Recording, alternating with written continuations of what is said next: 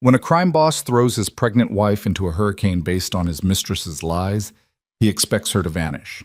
He doesn't expect her to survive, give birth in the storm, and spend years quietly destroying everything he built. Victor Raines thought Elise Hart would die that night, broken, betrayed, and forgotten. But some women don't break. They sharpen themselves on betrayal and come back as something far more dangerous than any man with a gun. If you want to see how far a mother's vengeance can reach, stay until the end. Hit that like button and comment your city, so I can see how far this story travels. The hurricane hit the coastline like a fist through glass. Rain hammered the cliffside mansion in sheets so thick the ocean below disappeared into gray nothing. Wind screamed through the cypress trees, bending them nearly horizontal, ripping loose shutters and deck furniture and hurling them into the void. The house, a sprawling modern fortress of steel and stone, shuddered with each gust, its floor-to-ceiling windows rattling in their frames like chattering teeth. Inside, Elise Hart stood in the great room, one hand pressed to the small of her aching back, the other cradling the tight swell of her belly. 8 months pregnant. The baby had been kicking all day, restless and insistent, as if he could sense the storm coming. She'd spent the afternoon preparing, filling bathtubs with water, charging flashlights, moving candles to every room.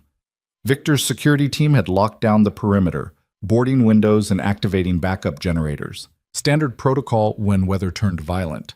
What she hadn't prepared for was the sound of Victor's Escalade tearing up the driveway at 70 miles an hour, spraying gravel like shrapnel.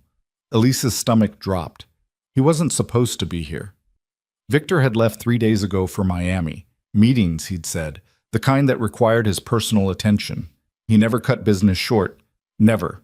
And he certainly never drove like a man fleeing something. The front door exploded inward. Victor Raines entered like a natural disaster of his own making. 6'3", broad-shouldered, moving with the coiled energy of a boxer between rounds. His tailored suit was soaked, rain dripping from his dark hair, and his face, that handsome, brutal face that had once made Elise's heart race, was set in an expression she'd seen before. The look he wore when someone owed him money they'd never pay back. When accounts needed settling. Victor. Elise took an instinctive step back. What's wrong? What happened? He didn't answer, didn't even look at her, because he wasn't alone. Marla Voss stepped through the doorway behind him, and Elise's blood turned to ice water. Marla. Victor's latest acquisition. 26 years old, model tall, with platinum hair that fell in perfect waves past her shoulders, and a body poured into a white silk dress that clung like a second skin despite the rain. She moved with the languid confidence of a woman who'd never been told no, who'd never had to fight for anything because men simply gave her what she wanted. Elise had met her exactly twice, both times at Victor's side during business dinners, where Marla draped herself over him like expensive jewelry. Both times, Marla had looked at Elise with barely concealed amusement, the way you'd look at outdated furniture someone had forgotten to replace. Victor. Elise's voice came out smaller than she intended. Why is she here? Marla's smile was all teeth. Hello, Elise. Love what you've done with the place. Very domestic. Victor crossed to the bar without a word, poured 3 fingers of scotch, and drank it in one swallow. His knuckles were white around the glass. Outside, lightning split the sky, turning the windows into sheets of white fire. Thunder followed immediately, a bone-deep boom that rattled the chandelier. I asked you a question. Elise forced herself to stand straighter, to push past the fear crawling up her spine. What's going on? Victor finally looked at her. His eyes were flat, empty, the way they got before he hurt someone. How long? His voice was quiet, deadly quiet. How long what? How long have you been feeding information to the feds? The words hit like a slap. Elise actually stumbled, catching herself on the arm of the sofa. What? Victor, I haven't. Don't. He slammed the glass down so hard it cracked. Don't you fucking lie to me. I'm not lying. Her heart was hammering now, genuine panic flooding her system. I don't know what you're talking about. I would never. Show her, Victor said. Marla's smile widened. She pulled out her phone, the latest model, encased in rose gold, and tapped the screen. Then she crossed the room, heels clicking on the marble floor, and held it out to Elise. "This was recorded 2 weeks ago," Marla said sweetly. "Outside the federal building downtown. That is you, isn't it?" Elise took the phone with shaking hands. The audio was tinny but clear. A woman's voice, her voice, she realized with dawning horror, speaking in low, urgent tones. "I can get you the wire transfers, offshore accounts in the Caymans, but I need protection for my baby. Full immunity, witness protection, the works. Victor can never know I was the source." Another voice, male, official sounding. "We can arrange that, Mrs. Raines. Once we verify the information, I'm not Mrs. Raines anymore," her voice cut in. "After this, I want nothing to do with that name. Nothing to do with him." The recording ended. Elise stared at the phone, her mind reeling. "This isn't real. Victor, this isn't... I've never been to the federal building. I've never spoken to any agents. This is fake." "Fake," Victor laughed, a harsh, humorless sound. "You think I'm stupid? That's your voice, Elise, your fucking voice." "It's not." She thrust the phone back at Marla. "It's doctored. It's AI or editing or... Victor, please, you have to listen to me. I would never betray you. Never. You're my husband. You're..." "Stop talking." He closed the distance between them in 3 strides. Up close, she could smell the scotch on his breath, see the muscle ticking in his jaw. 5 years. 5 years I gave you everything. This house, security, my name, and the whole time you were planning to put a knife in my back. No. Tears blurred her vision. "No, Victor, I swear." "The feds raided 3 of my warehouses this morning. Simultaneous strikes. They knew exactly where to look, exactly what they'd find. 4 of my guys are in custody. 40 million in product, gone. Someone gave them that information, Elise." "It wasn't me." "Then who?" He grabbed her arm, not hard enough to bruise, but firm enough to make his point. "Who else knows those locations? Who else has access to my schedule, my meetings, my fucking life?" "I don't know." She was crying openly now, huge gasping sobs that made her belly tighten painfully. "Victor, please, look at me. Look at me. You know me. You know I wouldn't... I thought I knew you." He released her arm, stepping back like touching her disgusted him. "Apparently I was wrong." Marla had settled herself on the sofa, legs crossed, watching the whole scene with the rapt attention of someone enjoying a particularly good movie. "I told you," she said to Victor, "I told you she was playing you, but you didn't want to believe it." "Shut up," Elise snarled. She turned back to Victor, desperate. "Can't you see what she's doing? She's trying to turn you against me. That recording is fake, Victor. Get it analyzed. Run it through your tech people. They'll prove..." "I already did."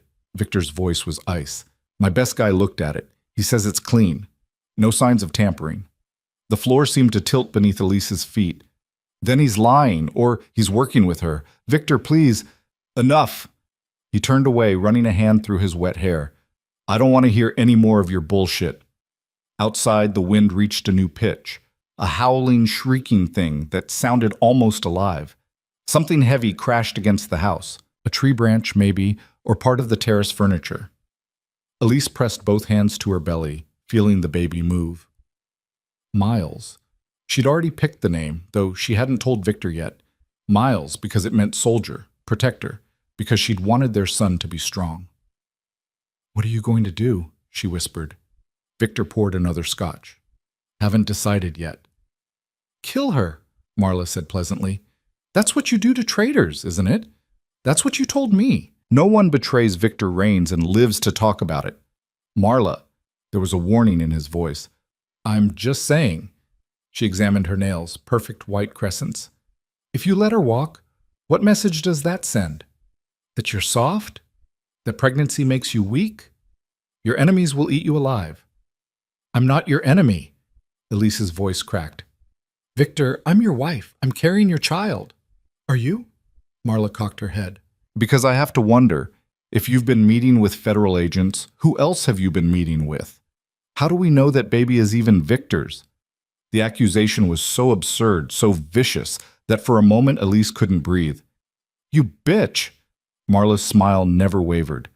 "Victor's had that vasectomy reversed for what, 6 months? And suddenly you're pregnant? Convenient timing." Victor. Elise's voice shook. Tell her she's wrong.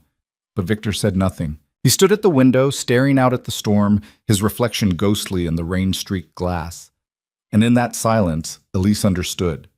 He wanted to believe it. Wanted an excuse to be rid of her, the wife who'd become boring, who'd traded cocktail dresses for maternity clothes, who spent her days reading pregnancy books instead of looking decorative at his arm. Marla was offering him a way out, gift wrapped in betrayal and doubt. Fine, Elise straightened, wiping her eyes. Her hands were shaking, but her voice came out steady. You want me gone? I'll go.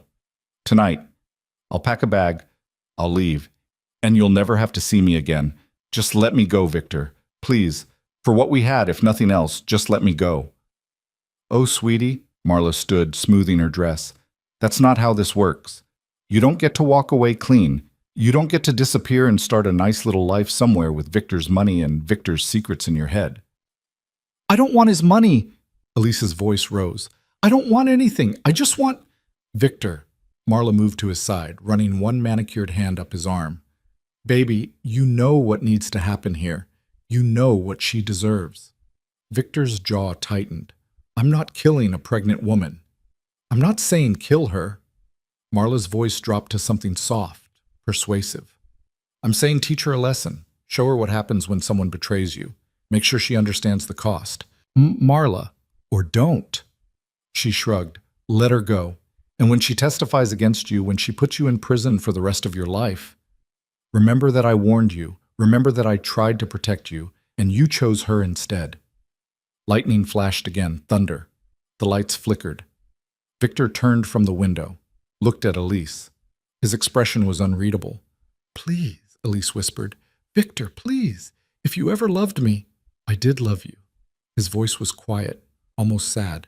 That's what makes this so much worse. He moved fast. Elise didn't have time to run, to scream, to do anything but gasp as his hand closed around her upper arm and he dragged her toward the terrace doors. She stumbled, her pregnant belly throwing off her balance, and pain shot through her lower back. Victor, stop, please. He unlocked the terrace doors with his free hand. Wind exploded into the room, bringing rain and the smell of ozone and salt. The storm was a living thing out there, a howling, raging beast that wanted to devour everything. Victor, no, no! He shoved her through the doorway. The wind hit her like a truck. Elise's feet slid on the wet stone, and she went down hard on her hands and knees. Rain soaked through her clothes in seconds, heavy, cold drops that felt like fists. She couldn't see, couldn't breathe, could barely hear her own screams over the roar of the storm. She crawled back toward the doors. Victor, please! Through the rain, she saw him standing in the doorway. Marla beside him, her arm around his waist, her head on his shoulder, watching. I'm sorry, Elise, Victor said. Or maybe he didn't say it. Maybe she just read his lips. But you did this to yourself. The doors slammed shut. Elise threw herself against them, pounding with both fists. Victor, Victor, please, the baby. Think about the baby. She saw him turn the lock, saw him close the curtains, saw the lights inside warm and safe and utterly unreachable. No, no, please, please don't do this. Lightning turned the world white. Thunder shook the terrace beneath her, and Elise understood with a clarity that cut through the panic that she was going to die out here. Victor had thrown her away, literally thrown her into a hurricane, left her to drown or freeze or be blown off the cliff into the rocks below. And when the storm passed, he'd tell people she'd run, or snapped, or disappeared. No one would question it. Victor Raines didn't answer to anyone. Another contraction hit, harder than before, a vicious band of pain that wrapped around her entire midsection and squeezed. Elise doubled over, gasping. Too early. It was too early. She had 4 weeks left. The baby wasn't ready. This couldn't be happening. The contraction passed. She forced herself upright, clinging to the door handle. Her hair was plastered to her face, her clothes heavy with rain. She could barely feel her hands. Think. She had to think. The terrace wrapped around 3 sides of the house. If she could get to the side entrance, the door that led to the mudroom, maybe it was unlocked. Maybe she could get back inside. Elise pushed away from the door, using the wall for support.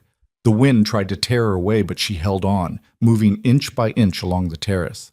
Her feet were numb. Everything was numb except her belly, which had gone tight and hard again. Not now. Please, not now. She rounded the corner. The side terrace was narrower, more exposed. A patio chair shot past her head, missing by inches, and exploded against the railing. Elise screamed, "Keep moving! Just keep moving!" The mudroom door, she could see it, 20 feet, 15. Another contraction slammed into her.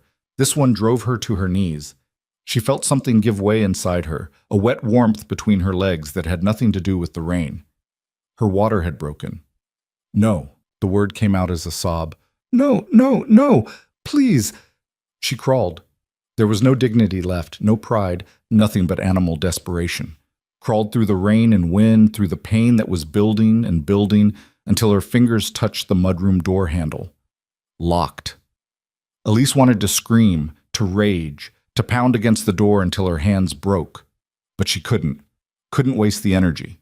The baby was coming. Right now, in the middle of a hurricane, 8 months pregnant and completely alone, the baby was coming.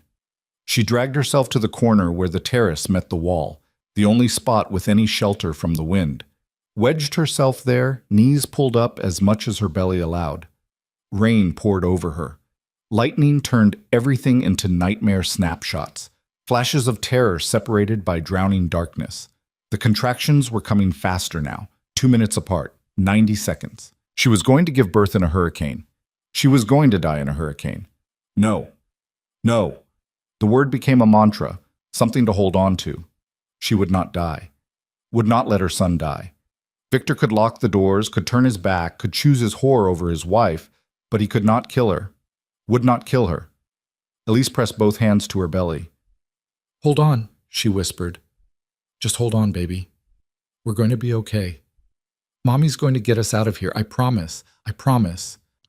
The baby kicked, and Elise began to plan. The gates. If she could get to the front gates, she could get out. They were locked, but there was an override panel. She'd watched security use it 100 times, a 6-digit code that opened everything. Victor's birthday, backward. It was insane.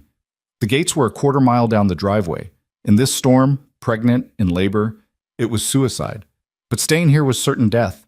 Another contraction. Elise bit through her lip, tasting blood. When it passed, she started moving. Not crawling this time, standing, using the wall, the railing, anything she could grab. Moving like a woman possessed because she was possessed by the absolute certainty that she would not die on this terrace, would not let Victor Raines be the last thing she saw. The driveway was gravel. Every step sent sharp stones biting through her bare feet. She'd lost her shoes somewhere. Didn't matter. Nothing mattered except forward. The wind was worse out here, away from the house. It grabbed her like giant hands, trying to lift her, throw her. Elise walked bent nearly double, one arm wrapped around her belly, the other reaching out blindly. Lightning showed her cypress trees bending like grass, showed her the ocean far below, massive waves exploding against the cliff, showed her how far she still had to go. She fell, hit the gravel hard enough to knock the breath from her lungs. For a moment she just lay there, unable to move, unable to think. Rain filled her mouth. She was so cold, so tired. The baby kicked again, harder this time, angry. Elise laughed, actually laughed, a sound that was half sob. "Okay," she whispered. "Okay, baby, I hear you." She got up. The gates appeared out of the rain like a miracle. Iron. 12 feet tall. Beautiful and terrible. Elise slammed into them, fingers scrabbling for the override panel. There, the little metal box, water streaming over its keypad. Victor's birthday backward. 190872. She punched in the numbers. Her hands were shaking so badly she had to try 3 times. The panel beeped. The gates shuttered. Nothing happened. "No." Elise hit the panel with her fist. "No, no, no!" She tried again. Same code. The panel beeped. The gates didn't move. He'd changed it.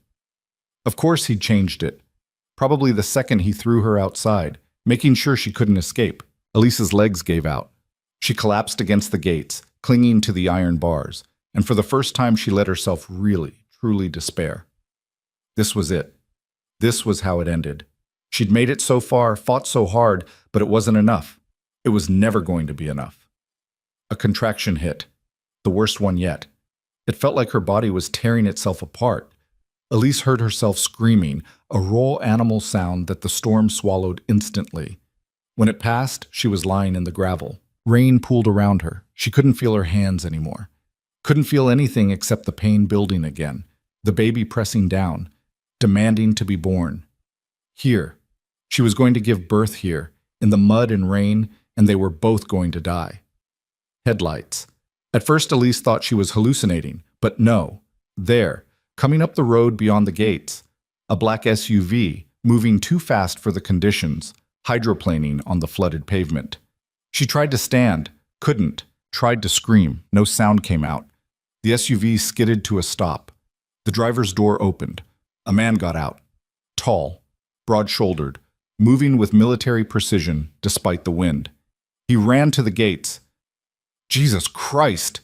His voice was rough, deep. Ma'am? Ma'am, can you hear me? Elise managed to lift her head.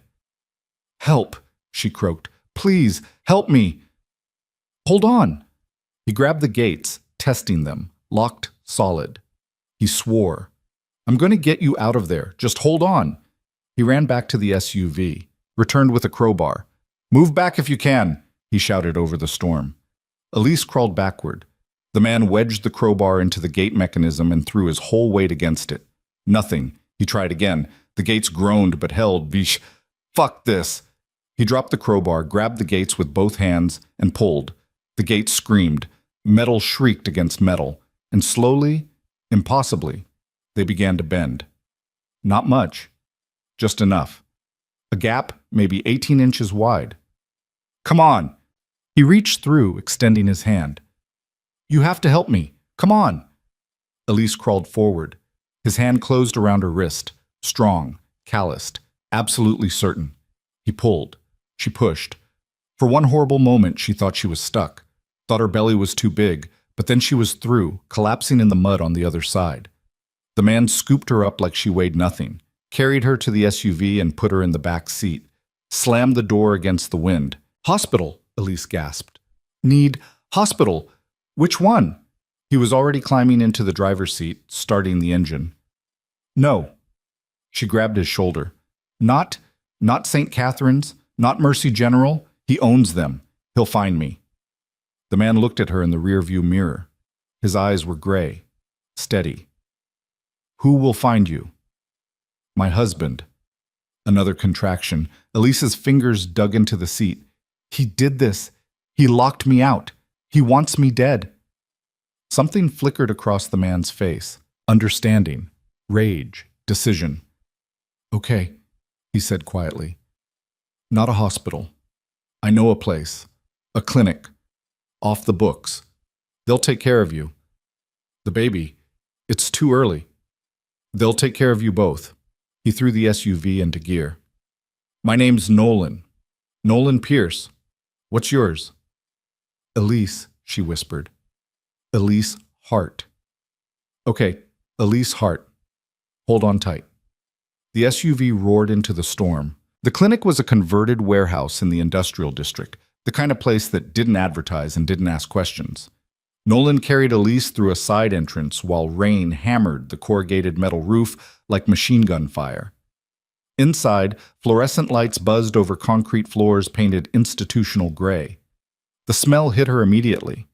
Antiseptic, bleach, and beneath it something organic and sharp. Blood, maybe. Or fear. A woman in scrubs appeared from a back room. 50s, steel gray hair pulled into a tight bun. The kind of face that had seen everything and been surprised by none of it. Nolan. Her voice was flat, professional. What do we have?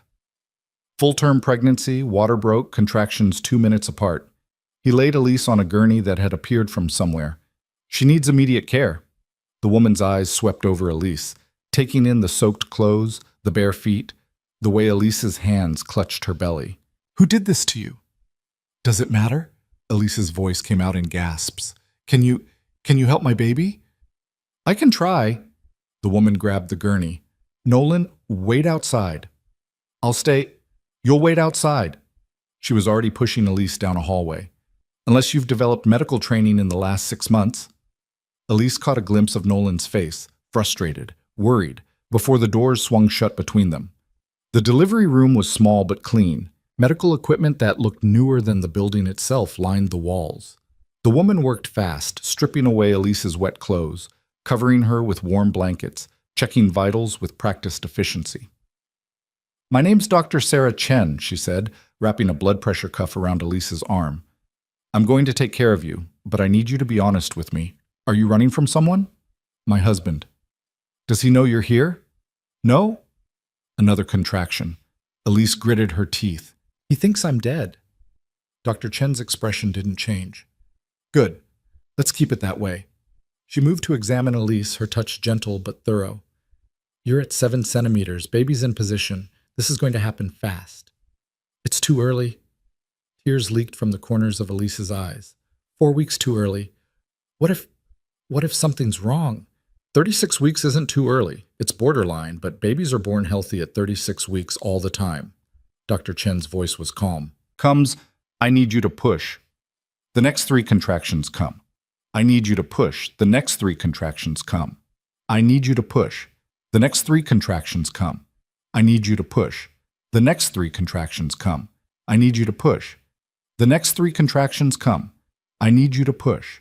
The next 3 contractions come. I need you to push. The next 3 contractions come. I need you to push. The next 3 contractions come. I need you to push. The next 3 contractions come. I need you to push.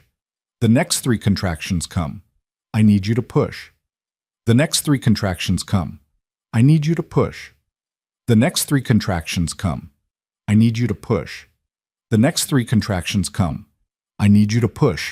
The next 3 contractions come. I need you to push. The next 3 contractions come. I need you to push. The next 3 contractions come. I need you to push. The next 3 contractions come. I need you to push. The next 3 contractions come. I need you to push. The next 3 contractions come. I need you to push. The next 3 contractions come. I need you to push. The next 3 contractions come. I need you to push. The next 3 contractions come. I need you to push. The next 3 contractions come. I need you to push. The next 3 contractions come. I need you to push. The next 3 contractions come. I need you to push. The next 3 contractions come. I need you to push. The next 3 contractions come. I need you to push. The next 3 contractions come. I need you to push. The next 3 contractions come. I need you to push. The next 3 contractions come. I need you to push. The next 3 contractions come. I need you to push. The next 3 contractions come. I need you to push. The next 3 contractions come. I need you to push. The next 3 contractions come. I need you to push. The next 3 contractions come. I need you to push. The next 3 contractions come. I need you to push. The next 3 contractions come. I need you to push. The next 3 contractions come. I need you to push. The next 3 contractions come. I need you to push. The next 3 contractions come. I need you to push. The next 3 contractions come. I need you to push. The next 3 contractions come. I need you to push. The next 3 contractions come. I need you to push. The next 3 contractions come. I need you to push. The next 3 contractions come. I need you to push. The next 3 contractions come. I need you to push. The next 3 contractions come. I need you to push. The next 3 contractions come. I need you to comes. I need you to push. The next 3 hours blurred into a nightmare of pain and effort. Elise had read the books, taken the classes, thought she understood what labor meant. She'd understood nothing. This was her body turning inside out, every muscle screaming, while Dr. Chen's voice cut through the haze with commands that Elise obeyed on pure instinct. Push. Breathe. Push again. Somewhere in the middle of it, Elise started laughing. Actual laughter, edged with hysteria because this was insane. She was giving birth in an illegal clinic while her husband thought she was dying in a hurricane. She didn't know the name of the man who'd saved her, didn't know where she was or what would happen after this. All she knew was the pain in Dr. Chen's voice and the absolute certainty that she would not quit. Not now. Not ever. "One more push, doctor," Chen said. "Come on, Elise, one more." Elise bore down with everything she had left. And then, crying.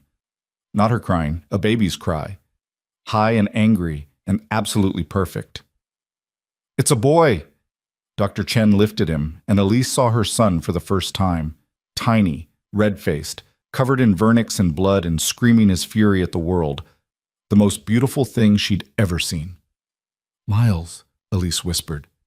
"His name is Miles." "Doctor." Chen cleaned him quickly, efficiently, then placed him on Elise's chest, skin to skin. His crying stopped almost immediately. He was warm, solid, real. His eyes, dark blue, unfocused, opened and seemed to look right at her. "Hi, baby," Elise whispered. Her voice broke. "Hi, I'm your mama. I'm your mama and I love you and I'm going to keep you safe. I promise. No matter what it takes." Miles made a small sound, not quite a cry, something softer. Elise pressed her lips to his forehead and felt something fundamental shift inside her. Everything before this moment, the mansion, the marriage, even the terror of the last few hours, suddenly felt like prologue. This was the story. This tiny, perfect person in her arms. Victor could rot in hell. Dr. Chen finished the delivery, cleaned Elise up, and brought her water and something that looked like hospital food but tasted like heaven. Elise ate mechanically, unable to take her eyes off Miles. He'd fallen asleep on her chest, one tiny fist curled against her collarbone. "He's healthy," Dr. Chen said. 5 pounds, 8 ounces, good weight for 36 weeks, lungs are clear, no signs of distress. You did good. Thank you." The words felt inadequate. I can't pay you, not right now. Everything I had, Nolan already paid."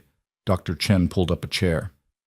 "And before you ask, no, I don't know how he affords it. I learned a long time ago not to ask questions about Nolan Pierce. Who is he?" "Someone who helps people." Dr. Chen's expression softened slightly. "He showed up here about 2 years ago. Brings me people who can't go to regular hospitals, runaways, assault victims. People in witness protection who aren't quite protected enough. He pays in cash, he doesn't leave trails, and he's never once asked me to do anything illegal. This clinic is completely legal. I have a license. All my equipment is registered, I just don't advertise, and I don't report to anyone I don't have to." She paused. "Your husband, is he someone Nolan should be worried about?" Elise looked down at Miles. "My husband is someone everyone should be worried about." "Does he have a name?" "Victor Rains." Dr. Chen's face went carefully blank. "The Victor Rains." "Yes."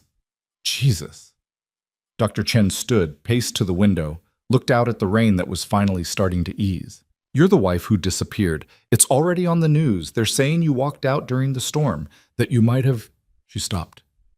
"Might have what?" "Killed yourself." Dr. Chen turned back. "Victor held a press conference 3 hours ago, said you'd been depressed, that the pregnancy had been hard on you, that he'd tried to get you help, but you refused. He's got half the police force out looking for you." Elise's blood ran cold. "He's not looking for me. He's making sure no one questions it when they find my body. Except they won't find your body, because you're alive. For now." Elise shifted Miles carefully, supporting his head. "Victor doesn't leave loose ends. If he finds out I survived, then we make sure he doesn't find out." Dr. Chen's voice was firm. "You need to disappear, real disappearance, not the kind where you leave a trail, new identity, new city, new life." "I don't know how to do that. Nolan does." "Doctor," Chen moved to the door. "Rest. I'll send him in." She left before Elise could protest. Nolan appeared a few minutes later, still wearing the same wet clothes, his dark hair pushed back from his face. He stopped in the doorway, his gray eyes finding Miles first, then Elise. "Congratulations," he said quietly. "Thank you." Elise adjusted the blanket around Miles. "Dr. Chen says you paid for this. For everything. It's handled. I'll pay you back somehow. I don't know how, but I don't want your money." He crossed to the chair Dr. Chen had vacated, sat down carefully. Up close, Elise could see he was younger than she'd thought, early 30s maybe, tired, The kind of tired that came from carrying weight that wasn't yours. I want to know what you need. I need, Elise's voice caught. I need to not exist. Victor can't know I'm alive. Can't know about Miles. If he finds out, he won't. Nolan's voice was certain. I can get you documents. New identity, social security number, birth certificate for your son. It'll take a few days, but it'll be clean, unbreakable. Why are you helping me? Does it matter? Yes. Elise met his eyes. Everyone wants something. What do you want? Nolan was quiet for a long moment. Outside, thunder rumbled, distant now, the storm moving inland. Finally, he said, 3 years ago, I watched someone I cared about die because I wasn't fast enough, wasn't smart enough, wasn't there when it mattered. His jaw tightened. I can't fix that, but I can make sure it doesn't happen to someone else. I'm sorry. Don't be. Just let me help you. Elise looked down at Miles, at his tiny, perfect face, his miniature fingers. If I disappear, Victor wins. He gets to keep everything. The house, the money, the business. He gets to rewrite history, make me into the crazy wife who couldn't handle reality. He gets to move that woman into my home, and Elise. Nolan leaned forward. You're alive.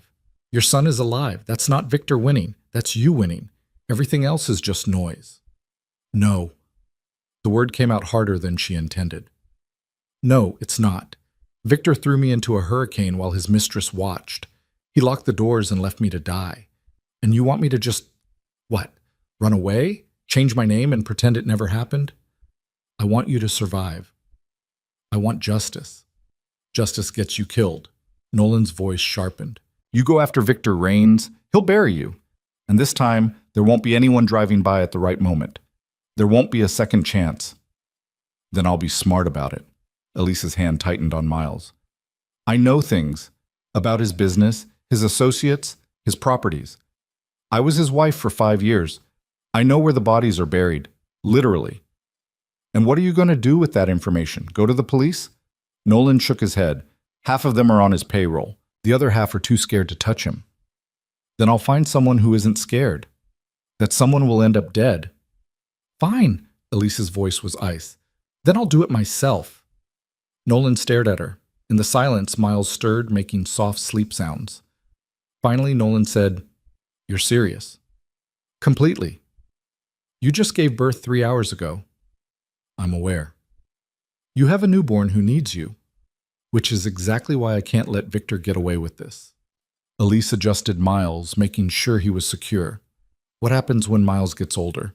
When he starts asking questions about his father? What do I tell him? That Daddy tried to kill us, but Mommy ran away and let him win? You tell him you survived, that you built a new life. That's not weakness, Elise. That's strength. No. She met Nolan's eyes. Strength is making sure Victor pays for what he did. Making sure Marla pays. Making sure everyone who stood by and let it happen understands there are consequences. Nolan stood, paced to the window. You want revenge. I want justice. They're not the same thing. Sometimes they are. He turned back, studying her face. If I help you, and that's a big if, it's not going to be quick. It's not going to be dramatic. You don't get to march into his office with a gun and a speech. I know. It'll take years, maybe decades. And at the end of it, there's no guarantee it'll work. I don't need a guarantee. Elise's voice was steady, certain. I just need a chance. Nolan was quiet for a long moment. Then slowly, he smiled. You know what? You remind me of someone. Who? Me. After I lost someone I loved. He moved back to the chair. Okay, here's what we're going to do. First, we get you healthy. You and Miles both. You need at least a week of recovery, and he needs to be monitored to make sure there are no complications from the early birth. I can't stay here that long. If Victor thinks you're dead, Dr. Chen's clinic isn't registered to her real name, and it's not connected to any database he can access. You're safe here. For now.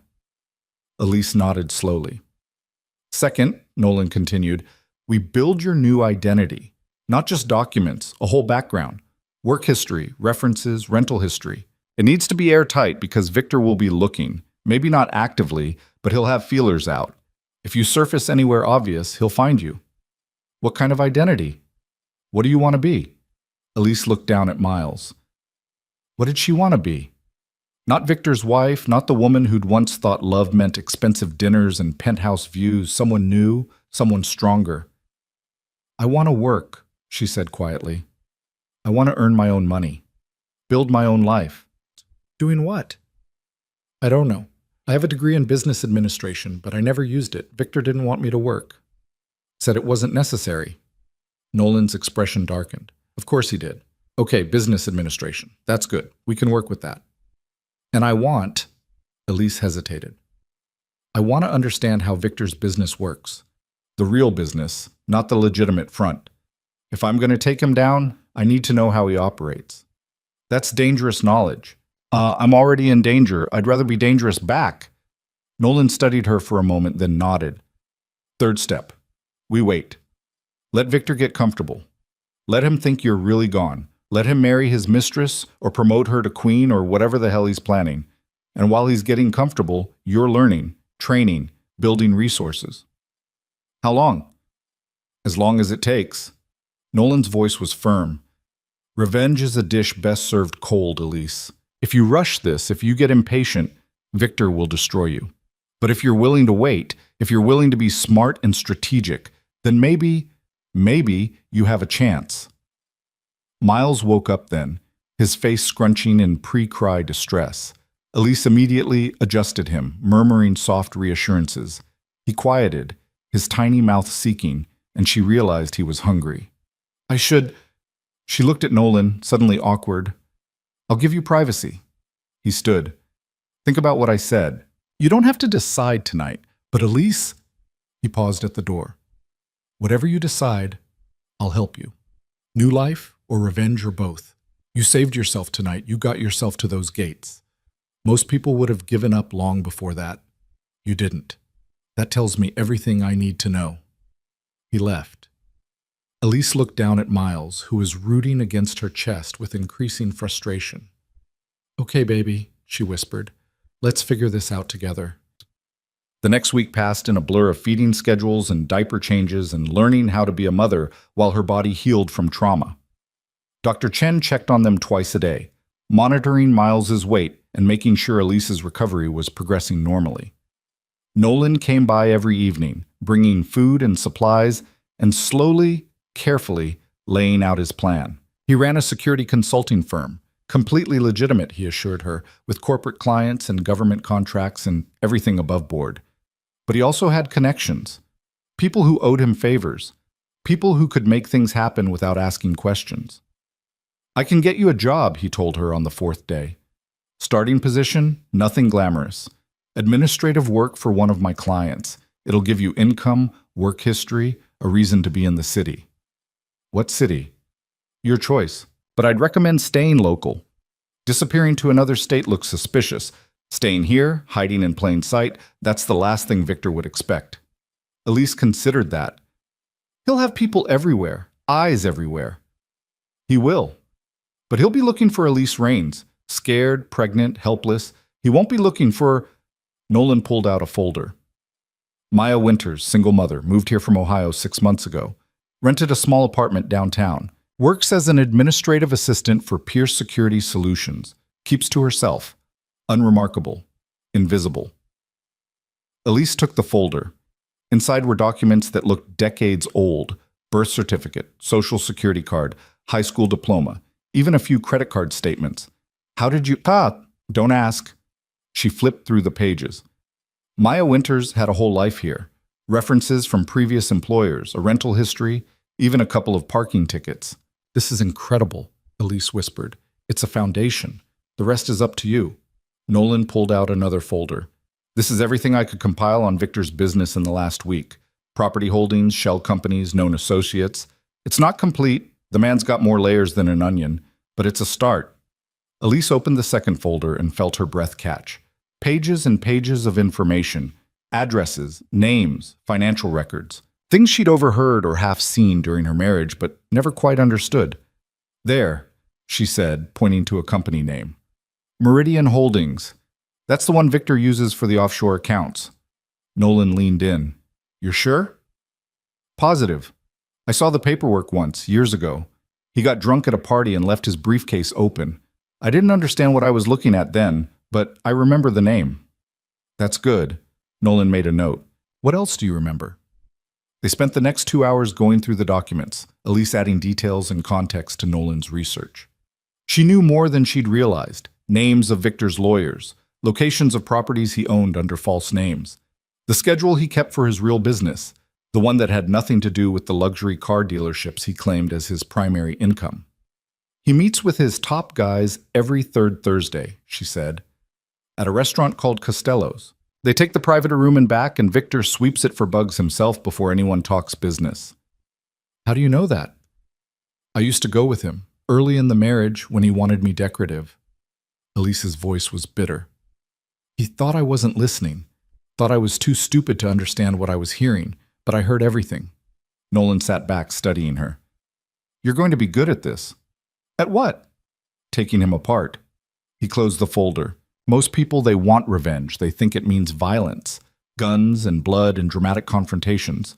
But the best revenge is legal, strategic. You don't shoot someone like Victor Reigns. You dismantle him. You take away everything that makes him powerful, piece by piece, until there's nothing left but a man standing in the ruins of his own empire.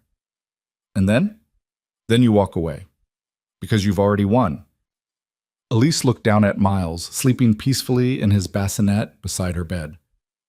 What if walking away isn't enough? Then you haven't really won. Nolan's voice was quiet.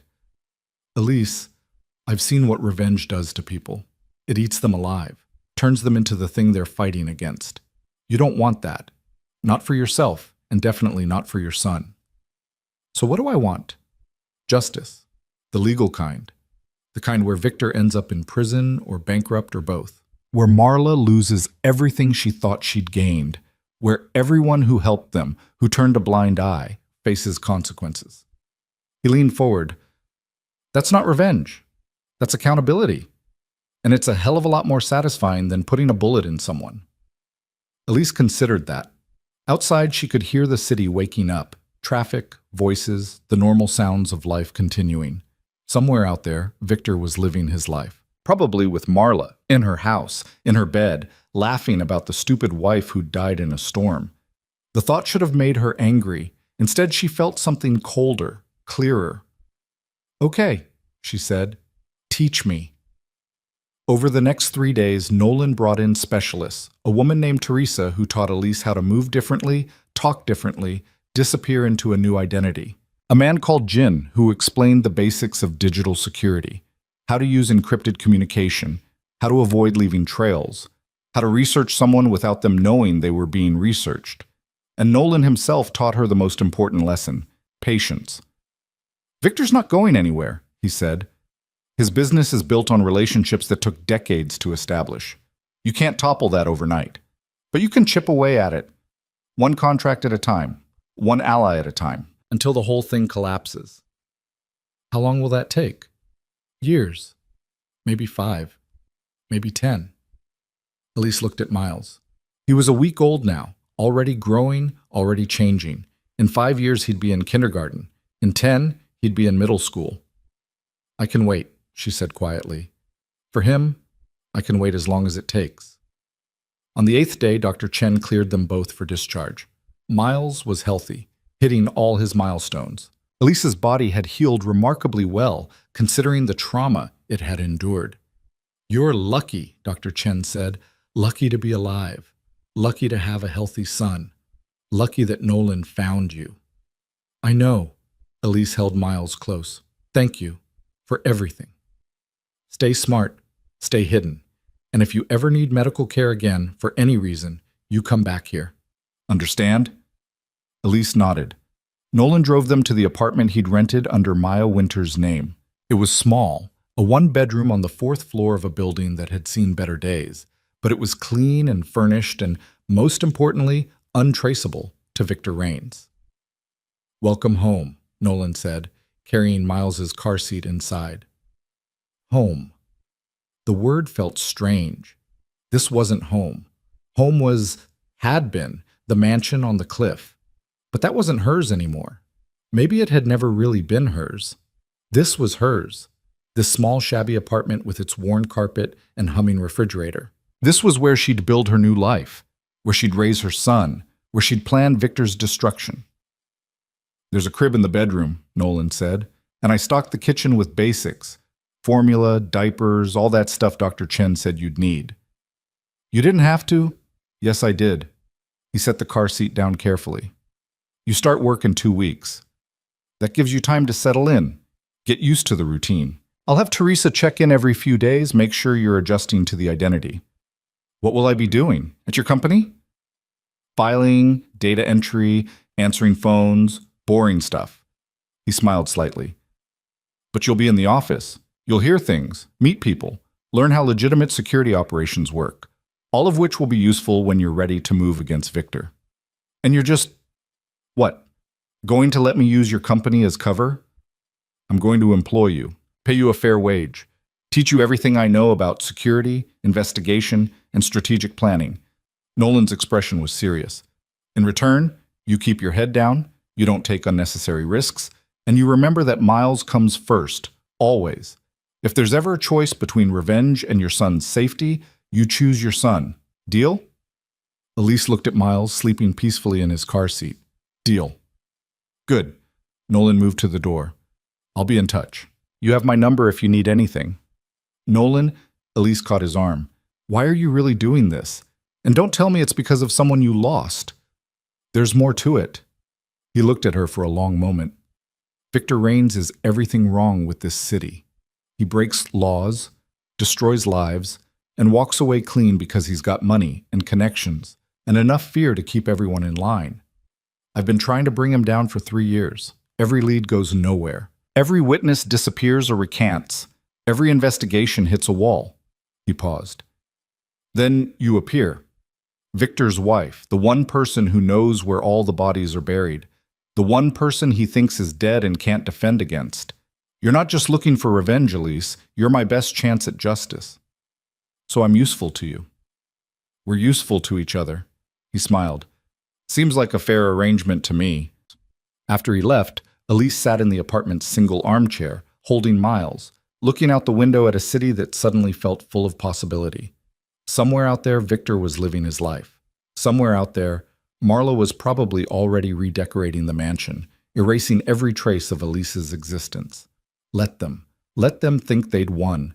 Let them get comfortable, complacent, convinced that the problem named Elise Hart had been solved. Because Maya Winters was just getting started. 3 years passed like water through fingers. Maya Winters became real in ways that Elise Hart had never been. She woke at 6 every morning to Miles's cheerful babbling, made oatmeal in the tiny kitchen while he played with blocks on the floor, dropped him at daycare by 8, and arrived at Pierce Security Solutions by 8:30. She filed reports, answered phones, scheduled appointments, and slowly, so slowly no one noticed, absorbed everything. Nolan's company handled security for some of the city's largest corporations, banks, tech firms, shipping companies, the kind of businesses that moved serious money and needed serious protection. Maya sat at the front desk and smiled pleasantly while executives discussed contracts in the conference room. She brought coffee to meetings and took notes that no one bothered to review. And she listened. Within 6 months, she understood how corporate security actually worked. The vulnerabilities, the protocols, the ways that money moved between legitimate businesses and the less legitimate operations that supported them. Within a year, Nolan had promoted her to junior analyst. Nothing flashy, just enough responsibility to justify her presence in deeper conversations.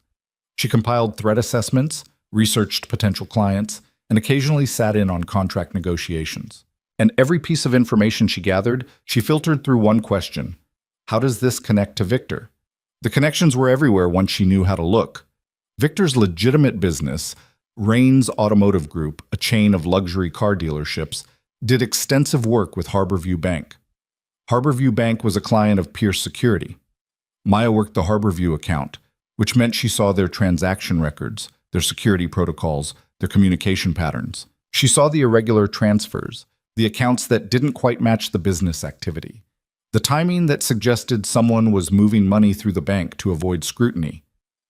"Nolan," she said one evening, staying late after everyone else had gone home, "I need you to look at something."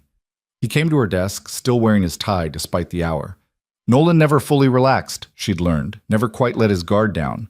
It was one of many things they had in common. She pulled up the Harborview records on her screen. "These accounts. See the pattern?" Nolan leaned in, scanning the data. His jaw tightened. "Those are shell accounts." "I know. Routed through Meridian Holdings." "Victor's offshore company." "Yes." Maya highlighted a series of transactions. "He's using Harborview to clean money from his real business. Small amounts, nothing that would trigger federal reporting requirements. But over time it's millions." Nolan straightened. "Can you prove it?" "Not yet. But I can track it. Build a timeline. Show the pattern clearly enough that someone with subpoena power could force Harborview to disclose the beneficial owners." "That someone being?" "The SEC, the FBI. Anyone with the authority to dig deeper than we can." Nolan was quiet for a moment, his expression unreadable. Then he said, "You've gotten good at this." "I had a good teacher." Maya saved the file, encrypted it, stored it in the secure partition Nolan had helped her set up on her computer. "How many clients do we have that overlap with Victor's business?" 4, maybe 5. "Why?" "Because if he's using Harborview, he's probably using the others too. Different methods, different accounts, but the same basic structure. He's not creative enough to develop multiple systems. He finds something that works and replicates it." "You sound like you know him pretty well." Maya's smile was cold. "I was married to him for 5 years. I know exactly how his mind works." She went home that night to find Miles already asleep, the babysitter reading on the couch. Mrs. Chen, no relation to Dr. Sarah Chen, was a widow in her 60s who lived 2 floors down and treated Miles like the grandson she'd never had. She was also one of the few people Maya trusted. "He ate all his dinner," Mrs. Chen reported, gathering her knitting, "and he wanted me to tell you about the dinosaur he made at preschool. Very important, apparently. I'll ask him about it tomorrow." Maya paid her, always in cash, always the same rate, nothing that would seem unusual, and locked the door behind her. Miles's room was barely big enough for his toddler bed and toy chest, but he'd decorated it himself with crayon drawings taped to every available surface. Dinosaurs, mostly, and houses, and stick figures that he insisted were Mama and me. Never a father figure. Maya had made sure of that. She stood in the doorway, watching him sleep. 3 years old, bright and curious and completely unaware that his father had tried to kill them both. Unaware that his mother spent every free moment planning the destruction of a man he'd never met. Sometimes Maya wondered if she was doing the right thing. If she should just take Nolan's original advice, disappear completely, build a quiet life somewhere far from Victor's reach, let Miles grow up normal and safe.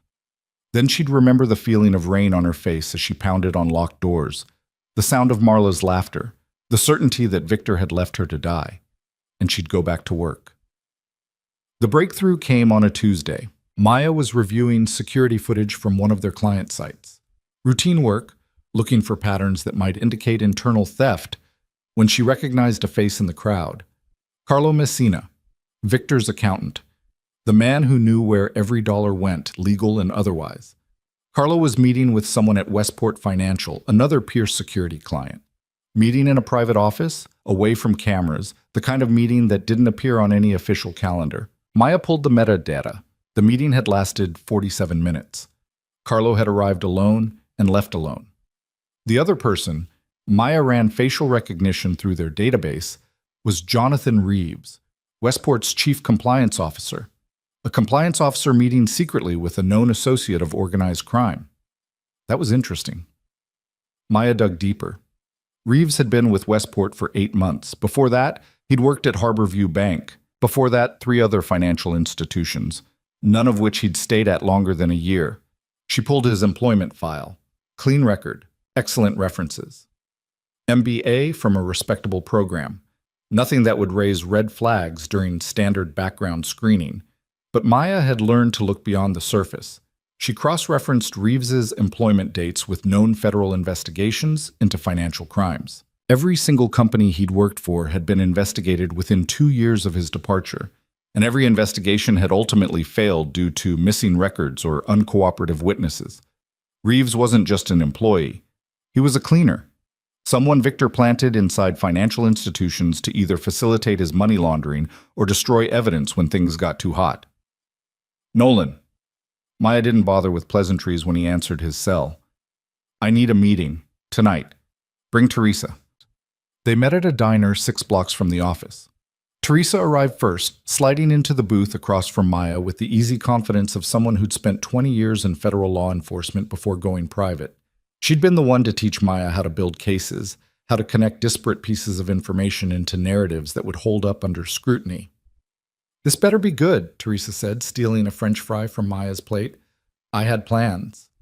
It's good. Maya pulled out her tablet, kept the screen angled away from the other diners. I found one of Victor's cleaners. Teresa's expression sharpened. Where? Westport Financial, Chief Compliance Officer.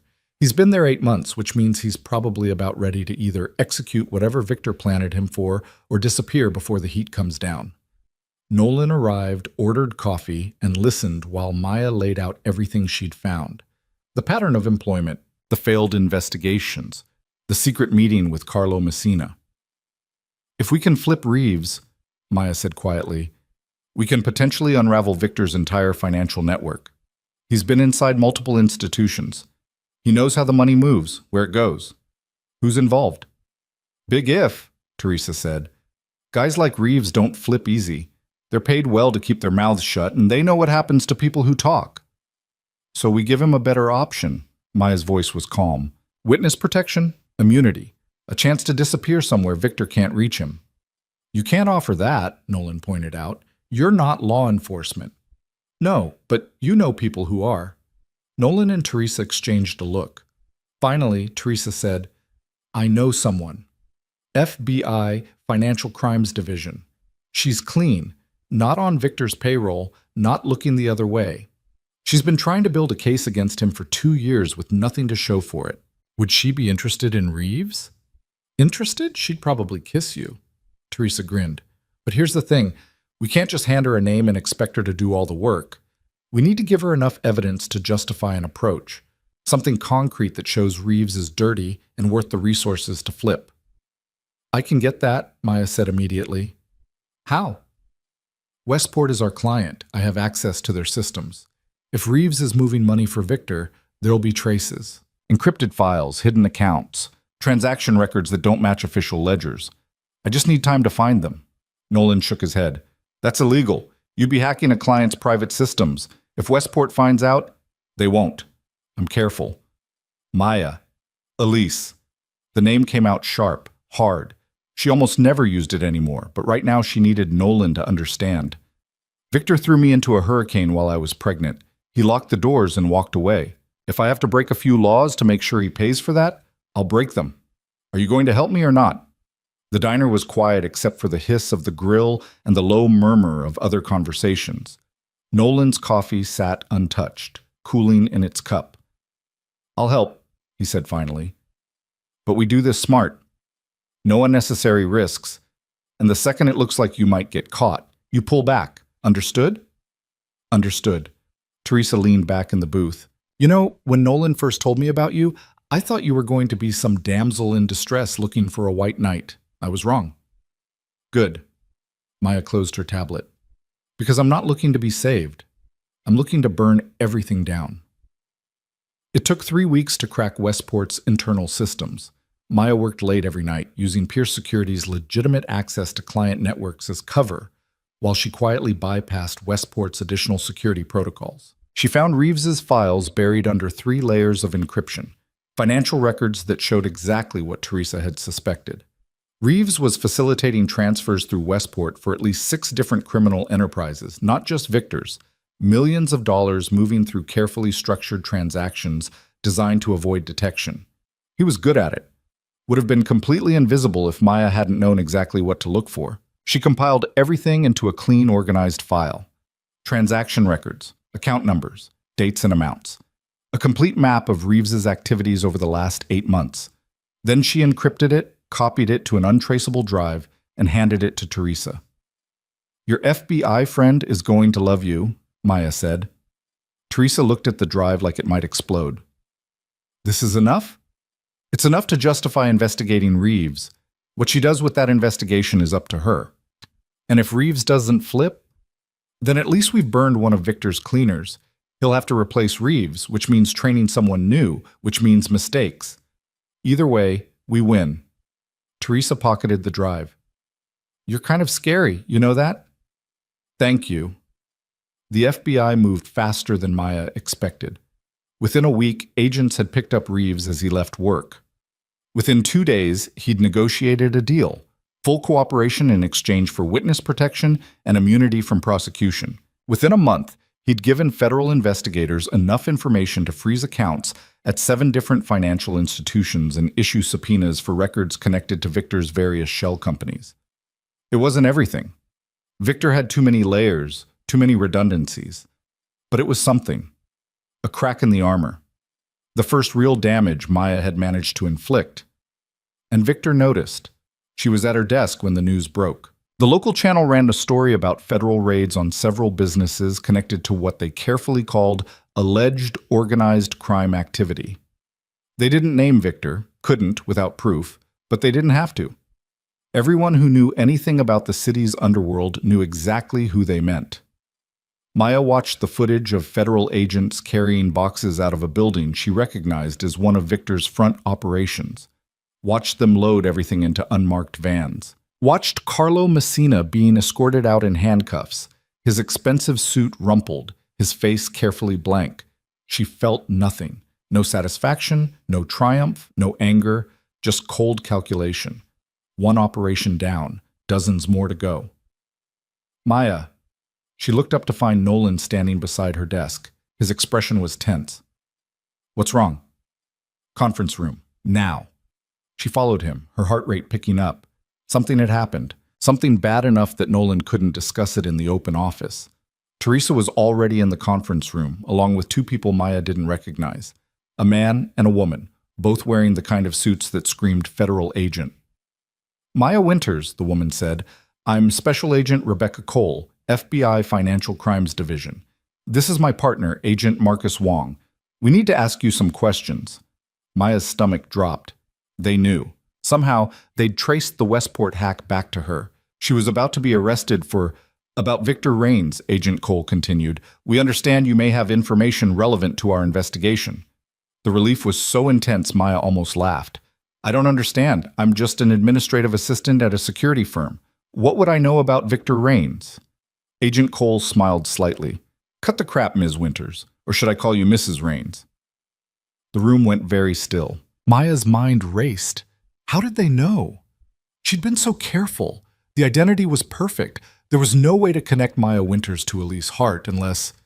Jonathan Reeves gave us a lot of information, Agent Cole said, including an interesting story about how he first got recruited by Victor. Apparently 3.5 years ago, right after Victor's wife disappeared, Victor went on a hiring spree. Brought in new people at every company he had connections to. Reeves thought it was because Victor needed fresh faces after the publicity around his wife's disappearance. But we think it was because Victor was tying up loose ends, making sure no one who knew the old Mrs. Raines could make connections to wherever she'd gone. I still don't see what this has to do with me. Because Reeves remembers something else. He remembers Carlo Messina getting drunk at a party about 2 years ago and ranting about how Victor's dead wife had taken some information with her. Something about offshore accounts. Carlo said Victor had changed everything, moved everything, built new structures from scratch because he couldn't risk that the information was still out there somewhere. Agent Cole leaned forward. But here's the thing. Dead women don't take information anywhere. Dead women can't hurt you. Unless they're not actually dead. Maya kept her expression neutral. That's an interesting theory. It's more than a theory. Agent Wong spoke for the first time. We've been investigating Victor Raines for 3 years. Every lead goes nowhere. Every witness disappears. Every trail goes cold. But 6 months ago, things started changing. Small things at first. A cleaner gets identified. Accounts get frozen. Operations get disrupted. Someone started poking holes in Victor's empire, and that someone knew exactly where to poke. Good detective work? Maya suggested. Or inside knowledge. Agent Cole pulled out a folder. Maya Winters didn't exist 4 years ago. Perfect paper trail going back 6 months before that, but nothing earlier. No digital footprint, no social media, no school photos, nothing. Maya Winters was created by someone very good at creating identities. Lots of people start over. Maybe I had an abusive ex. Maybe I was in witness protection. There are plenty of legitimate reasons for a new identity. Absolutely. And normally we wouldn't care. Agent Cole opened the folder. Inside was a photo, surveillance footage from the night of the hurricane. Grainy, dark, but unmistakable. A woman being carried from an SUV into Dr. Chen's clinic. Maya's blood ran cold. "We've been watching Dr. Chen's clinic for unrelated reasons," Agent Wong said. "The woman in this photo matches Elise Raines' description. Height, build, hair color. And the date stamp matches the night Elise supposedly disappeared." Maya looked at Nolan. His face was carefully blank, but she could see the tension in his shoulders. He'd known this might happen, had probably tried to warn her in his subtle way, but she'd been too focused on Victor to consider that other people might be looking for Elise Hart. "Even if that's me in the photo," Maya said carefully, "that doesn't prove anything. Maybe I was hurt in the storm. Maybe someone brought me to a clinic. That doesn't make me Elise Raines." "No," Agent Cole agreed. "But combined with everything else, your knowledge of Victor's business, your position at a company that serves his associates, the timing of when things started going wrong for him, it paints a pretty clear picture." "So what do you want?" "We want Victor Raines in prison." Agent Cole's voice was flat, hard. "We want his entire organization dismantled, and we think you can help us do that." "Why would I help you?" "Because right now, you're conducting what amounts to a one-woman revenge campaign. It's impressive, don't get me wrong. You've done more damage in 3 years than we've managed in a decade. But you're going to get caught eventually. Victor's paranoid, and he's getting more paranoid every time something goes wrong. How long before he connects the dots? Before he realizes his dead wife is still alive and coming for him?" Maya said nothing. "We can protect you," Agent Cole continued. "Real protection, federal resources.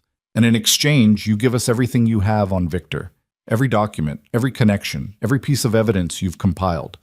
We build an airtight case and we put him away forever. And if I say no, then you keep playing your dangerous game, and when Victor finds you, and he will find you, we'll read about it in the papers." The threat hung in the air between them. Teresa cleared her throat. "Can we have the room? I need to consult with my client." The agents exchanged glances. "You have 30 minutes, Agent Cole said.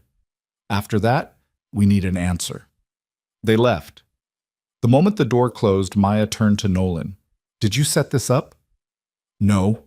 His voice was firm. "I had no idea they were coming. Teresa?"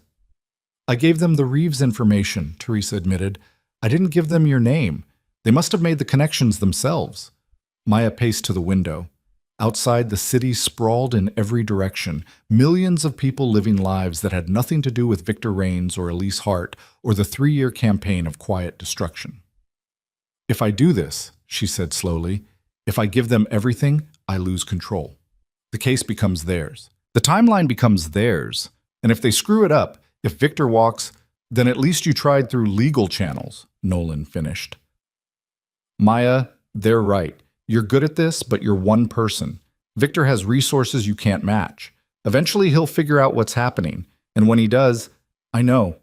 Maya pressed her forehead against the cool glass. "I know what he'll do." She thought about Miles, about the life she'd built, about how much she'd already risked and how much more she stood to lose. She thought about Victor's face as he'd locked those terrace doors, about Marla's satisfied smile, and she thought about justice. Real justice. The kind that came with prison sentences and asset forfeiture and public exposure.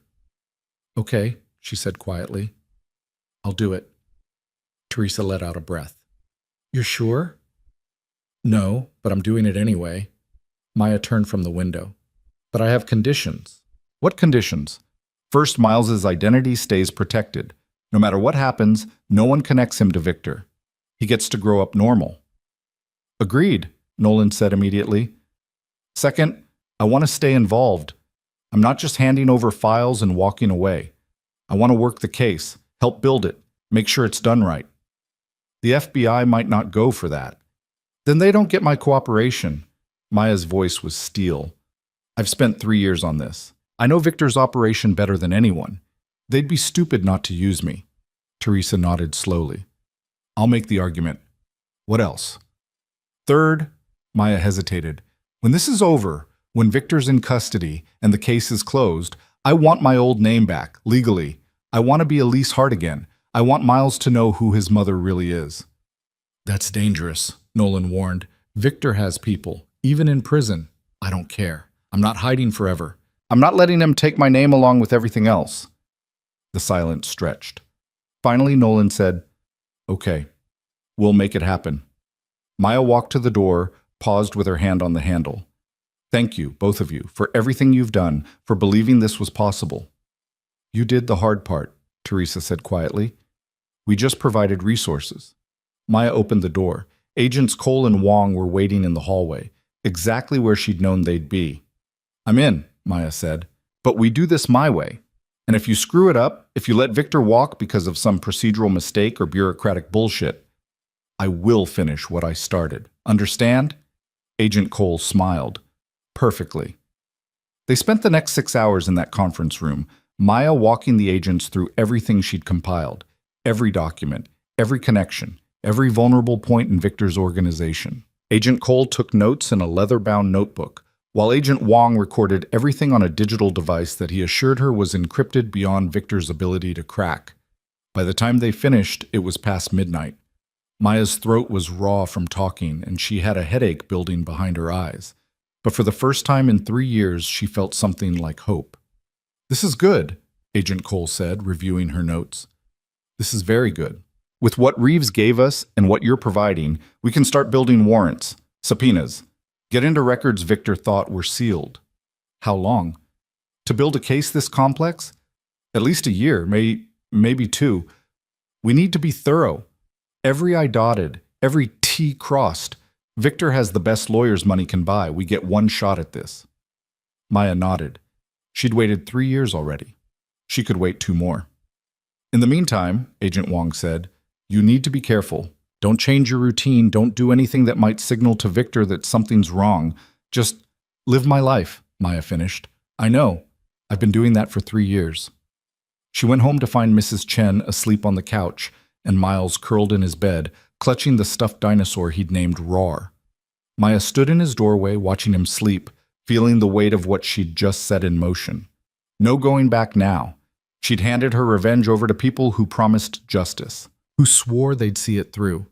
And all she could do was trust them, trust and wait, and hope that this time, finally, Victor Raines would face the consequences he'd spent a lifetime avoiding. The investigation moved like winter ice forming on a lake, slowly, invisibly, until suddenly the surface was solid enough to walk on. Maya watched it unfold from her position at Pierce Security, feeding information to Agent Cole while maintaining the careful fiction of Maya Winters, single mother, unremarkable employee. She attended parent-teacher conferences for Miles, who was now 4 and obsessed with space. She grocery shopped and paid bills and lived a life so aggressively normal that anyone watching would die of boredom. But beneath that surface, things were happening. Federal agents traced financial records through 6 countries. Grand juries issued subpoenas. Witnesses who'd been too scared to talk 3 years ago suddenly found their courage when presented with immunity deals and witness protection. Victor's empire, which had seemed impenetrable, began showing cracks, and Victor began to panic. Maya first noticed it in the small things. Carlo Messina, who'd made bail and disappeared, turned up dead in a car accident. That accident, investigators privately admitted, looked staged. 2 of Victor's lawyers suddenly retired and moved to countries without extradition treaties. A warehouse that held records connected to the investigation burned to the ground in what fire marshals called suspicious circumstances. He's cleaning house, Agent Cole said during one of their weekly meetings. They met in different locations each time, coffee shops, park benches, once in the back of a movie theater during a matinee showing. Getting rid of anyone who might testify against him. Will that work? Maya kept her voice low, aware of the other moviegoers, even though the nearest ones were 3 rows away. It might have, 5 years ago. But we've got Reeves's testimony locked down, and he gave us enough to corroborate through financial records. Even if Victor eliminates every other witness, We can still build a case. But it'll be weaker. Yes. Agent Cole's jaw tightened, which is why we need to move faster. My superiors want to wait, build an absolutely perfect case, but every day we wait is another day Victor has to destroy evidence or eliminate witnesses. So what do? We give him something else to worry about. Agent Cole's plan was elegant in its simplicity. They'd been investigating Victor's financial crimes, money laundering, tax evasion, fraud. White-collar charges that could put him away for decades but wouldn't get the same public attention as violence. What they needed was something that would dominate headlines, put Victor in the spotlight, make it impossible for him to operate in the shadows. They needed to connect him directly to a violent crime. The problem, Agent Wong explained during a meeting at Nolan's office, is that Victor's careful. He doesn't pull triggers himself, doesn't give orders that can be recorded. Everything goes through intermediaries, and those intermediaries are either dead or too scared to talk. What about Marla? The question came out before Maya could stop it. She'd been avoiding thinking about Marla Voss, about the woman who'd stood beside Victor and watched him throw his pregnant wife into a hurricane. But Marla was a weakness, had always been a weakness. What about her? Agent Cole looked interested. She was there that night. She manufactured the evidence that made Victor think I was a traitor. She watched him throw me outside and lock the doors. Maya's hands clenched in her lap. She's complicit in attempted murder. Can you prove she manufactured the evidence? The audio recording was fake. I told you that. Yes, but our forensics team analyzed it. It's good work. Really good. There are no obvious signs of manipulation. To prove it's fake, we'd need the original source files, and Marla's not going to hand those over voluntarily. Then we make her. Maya leaned forward. Marla's not like Victor. She's not careful. She's arrogant. She thinks she won. That makes her vulnerable. Nolan spoke up from where he'd been listening silently. What are you thinking? Marla's living in my house, using my things, playing the role of Victor's devoted partner. But she's not his wife. He never divorced me because he thinks I'm dead, which means legally, everything that was mine still is mine. Where are you going with this? Agent Cole asked. I want my house back. Maya's voice was steel.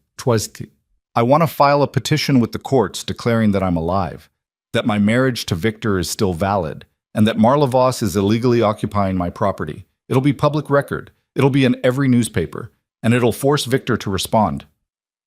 The room went silent. Finally, Agent Wong said, That's insane. You'd be painting a target on your back. The target's already there. Victor just doesn't know it yet. Maya's voice was calm. This way. We control the narrative. We choose when and how to reveal that I'm alive, and we watch how Victor reacts. People make mistakes when they're panicking.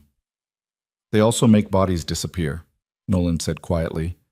Maya, if you do this, if you come forward publicly, Victor will come for you, not through intermediaries, not through careful planning. He'll come directly, and he'll come hard. Good. Maya met his eyes. Let him come. The FBI will be watching, you'll be watching. And this time, when he tries to kill me, we'll have evidence that sticks. Agent Cole studied her face. You want to be bait. I want to end this. And if that means putting myself in Victor's crosshairs, then that's what it takes. What about Miles? Teresa asked. If Victor knows you're alive, he'll know about Miles. He'll use him to get to you. Which is why Miles won't be anywhere Victor can reach him. Maya had thought this through during the sleepless nights after first considering the plan. We move him before I file anything, someplace safe, someplace Victor doesn't know about. Witness protection? If necessary, or maybe just, Maya looked at Nolan. With someone I trust to keep him safe no matter what happens. Nolan's expression shifted. You want me to take him. Just temporarily. Until this is over. Until Victor's in custody and can't hurt him. Maya, I don't know how to take care of a 4-year-old. You saved us once. I'm asking you to save him again. Maya's voice cracked slightly. Please, Nolan, you're the only person I trust completely. The silence stretched. Finally, Nolan nodded. Okay, but you better survive this, because if I have to explain to that kid why his mother isn't coming back, I will personally hunt down Victor Rains and finish what you started. Maya felt tears prick her eyes. Thank you. Agent Cole cleared her throat. Assuming we go forward with this plan, and I'm not saying we should, we'd need to prepare. You'd need security, a safe house, a full protective detail. An evidence collection, Agent Wong added. If Victor comes after you, we need to catch it on video, audio, something that proves beyond doubt that he's attempting murder. Wire her, Teresa suggested. Full coverage, audio and video, and put surveillance on every approach to wherever she's staying. That could work? Agent Cole made notes. We'd need a location Victor can find but can't easily access. Somewhere we can control the environment. An apartment, Maya said. Downtown. Something public enough that Victor can't just disappear me, but isolated enough that we can monitor who's coming and going. That's risky. Everything about this is risky. Maya straightened. But it's also our best shot. Victor's been untouchable because he's careful. We make him careless. We make him angry enough to act directly, and then we bury him with the evidence. The plan came together over the next 2 weeks.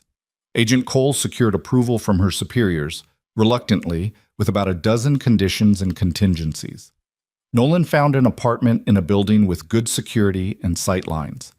Teresa worked with the FBI's technical team to design a surveillance system that would capture everything without being obvious. And Maya prepared to say goodbye to her son. She told Miles they were going on an adventure, that he was going to stay with Uncle Nolan for a little while, and Mama had to do something very important, but she'd be back soon.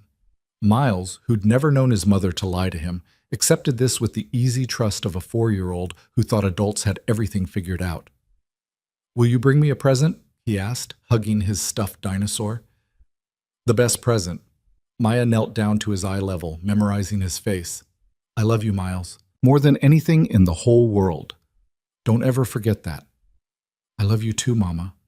He kissed her cheek. "Don't be sad. Uncle Nolan has a dog." Maya had to turn away so he wouldn't see her cry. Nolan packed Miles's things while Maya stood by the window, watching the street below. Normal people doing normal things, walking dogs, carrying groceries, living lives uncomplicated by attempted murder and federal investigations. "He'll be safe," Nolan said quietly, coming to stand beside her. "I promise you that." "I know." Maya's voice was barely a whisper. What if something goes wrong? What if Victor... Then we adapt. We protect Miles first, and we figure out the rest. Nolan paused. "You don't have to do this, Maya. We can find another way." "No, we can't. This is the only way that ends with Victor in prison and us free." She turned to face him. "I need you to promise me something." "What?" "If this goes sideways, if Victor somehow gets to me before you can stop him, you make sure Miles knows I loved him, that I didn't abandon him, that everything I did was to make sure he could grow up safe." Maya, promise me, Nolan." He looked at her for a long moment. "I promise, but it's not going to come to that. You don't know that." "No, but I believe it." He pulled an envelope from his jacket. "And speaking of things that might go sideways, I need to tell you something." Maya took the envelope. Inside was a single photograph. Recent. Showing Nolan and a woman Maya didn't recognize having coffee at an outdoor cafe. They were sitting close, and the woman was laughing at something Nolan had said. "Who is she?" "Her name is Rebecca." Nolan's voice was careful. "We met 6 months ago. She doesn't know anything about my work with you. Thinks I'm just a boring security consultant. But it's getting serious, and I needed you to know before you potentially become a single father to my 4-year-old while I'm in witness protection or dead." Maya managed to smile. "I'm happy for you, Nolan. Really. You deserve someone who isn't constantly plotting revenge. You deserve peace." Nolan took the photo back. "When this is over, when Victor's locked up, what are you going to do?" "I don't know. I haven't let myself think that far ahead." "Maybe you should." His voice was gentle.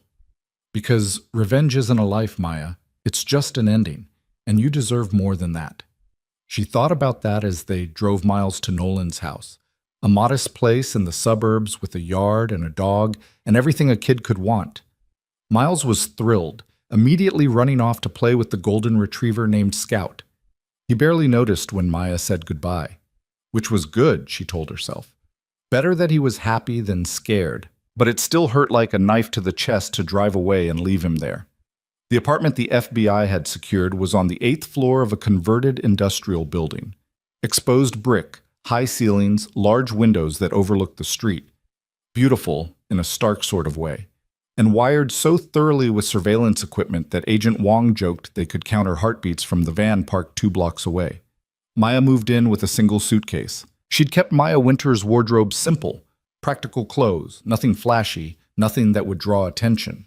But for this final act, she needed to be Elise again, needed to look like the woman Victor had married, the woman he'd tried to erase. She went shopping at stores she'd once frequented, bought designer dresses and expensive shoes, had her hair done at the salon she'd used before disappearing. When she looked in the mirror, she barely recognized herself. Not because she looked different, but because the woman staring back had a hardness in her eyes that Elise Hart had never possessed. This was who she'd become. Someone who could look at danger and walk toward it anyway. The petition was filed on a Monday morning. By Monday afternoon, it was headline news. Rain's dead wife returns from grave, the tabloid screamed. More respectable outlets went with missing woman resurfaces after 4 years. But the message was the same. Elise Hart wasn't dead. She was alive, she was back, and she was claiming her property. Maya watched the coverage from her apartment, surrounded by FBI agents in the next room monitoring feeds. Her phone, a new one, untraceable, rang constantly with calls from reporters she ignored. Agent Cole had advised her to maintain silence. Let the lawyers handle everything. Wait for Victor to make the first move. The first move came at 11 p.m. Maya was in bed, trying to sleep despite knowing she was being recorded from 6 different angles, when her phone buzzed. Unknown number. She almost ignored it, but something made her answer. Hello? Elise! Victor's voice, so smooth, controlled, the same voice that had once whispered loving things in her ear. I have to admit, this is quite a surprise. Maya sat up, her heart hammering. In the next room, she knew agents were scrambling to trace the call. Hello, Victor. Where have you been? Around? Around? He laughed, but there was no humor in it. You've been dead for 4 years, and now you're suddenly back, filing legal paperwork, making claims on property. You'll forgive me for being curious about how that works. I was never dead. You just thought I was. Because you disappeared the night of the hurricane, vanished without a trace. What was I supposed to think? You locked me outside in a Category 3 hurricane, Victor. You left me to die. What I did after that was survive. Silence. Long enough that Maya thought he'd hung up. That's an interesting story, Victor said finally. Too bad you can't prove any of it. Can I? Elise, sweetheart, you walked away from our marriage. You abandoned me. For all I know, you staged the whole thing, faked your death, ran off with some other man. And now you're back because you need money. It's sad, really. Is that the story you're going with? It's the truth. My truth, anyway. His voice hardened. Drop the petition. Walk away. I'll even pay you, call it alimony for the years you missed. But this crusade you're on? It ends now. Or what? Or I stop being generous and start being honest about what kind of person you really are, about your mental health issues, your delusions, the way you manipulated and lied. Victor's voice was silk over steel. I have doctors who'll testify you were unstable. I have friends who'll swear you talked about running away. I will destroy what's left of your credibility, Elise, and when I'm done, no one will believe a word you say. Maya felt ice in her veins. You're threatening me. I'm offering you a way out. Victor paused. Where's the baby, by the way? You were pregnant when you disappeared. What happened to my child? Every muscle in Maya's body locked up. There is no baby. Don't lie to me. You were 8 months pregnant. Either you lost the pregnancy, which would be tragic, or you gave birth somewhere, which means I have a 4-year-old son or daughter I've never met. His voice dropped. Where's my child, Elise? There is no child. Maya forced the words out. I lost the pregnancy. In the storm. There's nothing left. I don't believe you. I don't care what you believe. We'll see. Victor's voice was cold now, deadly. You made a mistake coming back, Elise. You should have stayed dead. The line went dead. Maya sat in the darkness, shaking. In the next room, Agent Cole appeared in the doorway. "We got it," she said. "Every word. That's enough for a threat charge at minimum." "He knows about Miles," Maya's voice was hollow. "He'll look for him. He won't find him. Nolan's got him in a secure location, and we've got surveillance on anyone Victor might send." Agent Cole crossed the room, sat on the edge of the bed. "Maya, we knew this would be hard.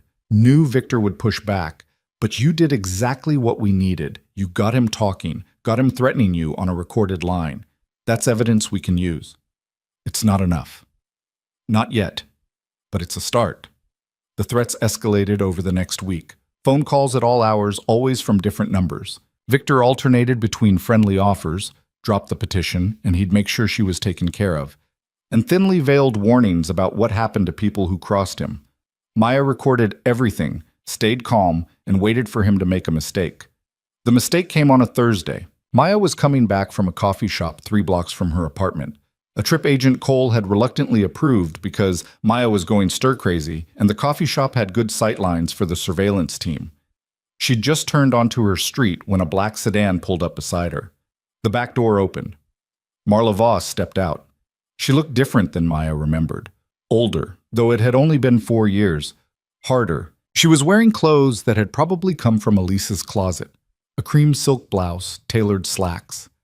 Jewelry that Elise recognized as pieces Victor had given her for their anniversary. "Hello, Elise." Marla's smile was all teeth. "Surprised to see me?" Maya kept walking. "Not particularly. We should talk." Marla fell into step beside her. Woman to woman, about how this is all going to play out. "I have nothing to say to you." "That's a shame, because I have a lot to say to you." Marla's voice was pleasant, conversational. "Like how you're making a mistake. Victor's not the man you remember. He's changed, harder, angrier, and he really, really doesn't like being embarrassed."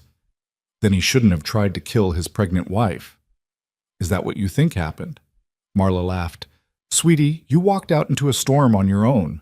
Victor tried to stop you, but you were having one of your episodes. Everyone at the house that night will testify to that. There was no one else at the house that night except you and Victor and his security team." "Exactly. And we all remember it the same way." Marla stopped walking, forcing Maya to stop too. "You're not going to win this, Elise. You're going to drag this through the courts, spend whatever money you've managed to scrape together, and in the end you'll lose everything. Again." Maya turned to face her. "Where did you get the original audio files? The ones you used to fake my confession?"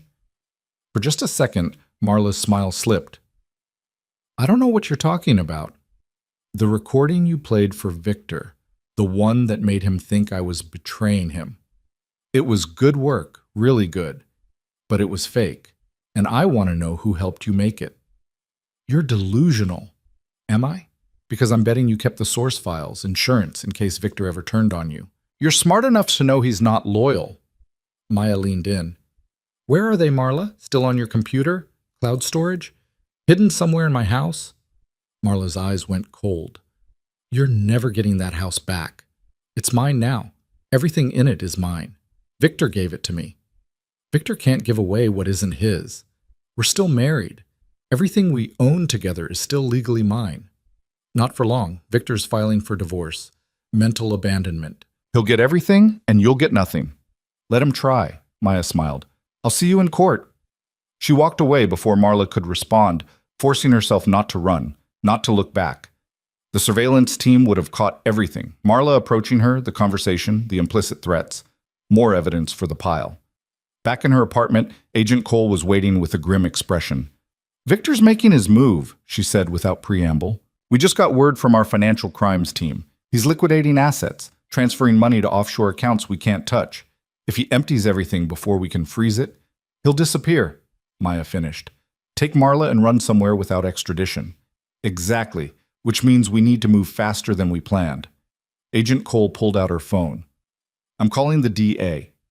We have enough for charges. Attempted murder, witness intimidation, financial crimes. It's not perfect, but it's enough to get a warrant." "Do it." The arrest happened at dawn. Maya watched from her apartment window as police cars and FBI vans surrounded the clifftop mansion that had once been hers. She'd expected to feel triumph, vindication, something clean and sharp. Instead, she felt hollow. This was it. The ending she'd worked toward for 4 years. And all she could think about was Miles, waking up at Nolan's house, asking when Mama was coming home. Her phone buzzed. Agent Cole. "We've got Victor in custody. Clean arrest. No resistance. He's lawyered up, but that's expected." A pause. "Marla's not here, though." "What do you mean she's not there?" "I mean, the house is empty except for Victor. No sign of Marla Voss. No sign she's been here recently." Maya's stomach dropped. "She ran." "Looks like it. We've got an APB out, but if she left before dawn, she could be anywhere." Maya was about to respond when she heard it, a crash from somewhere in the building, breaking glass.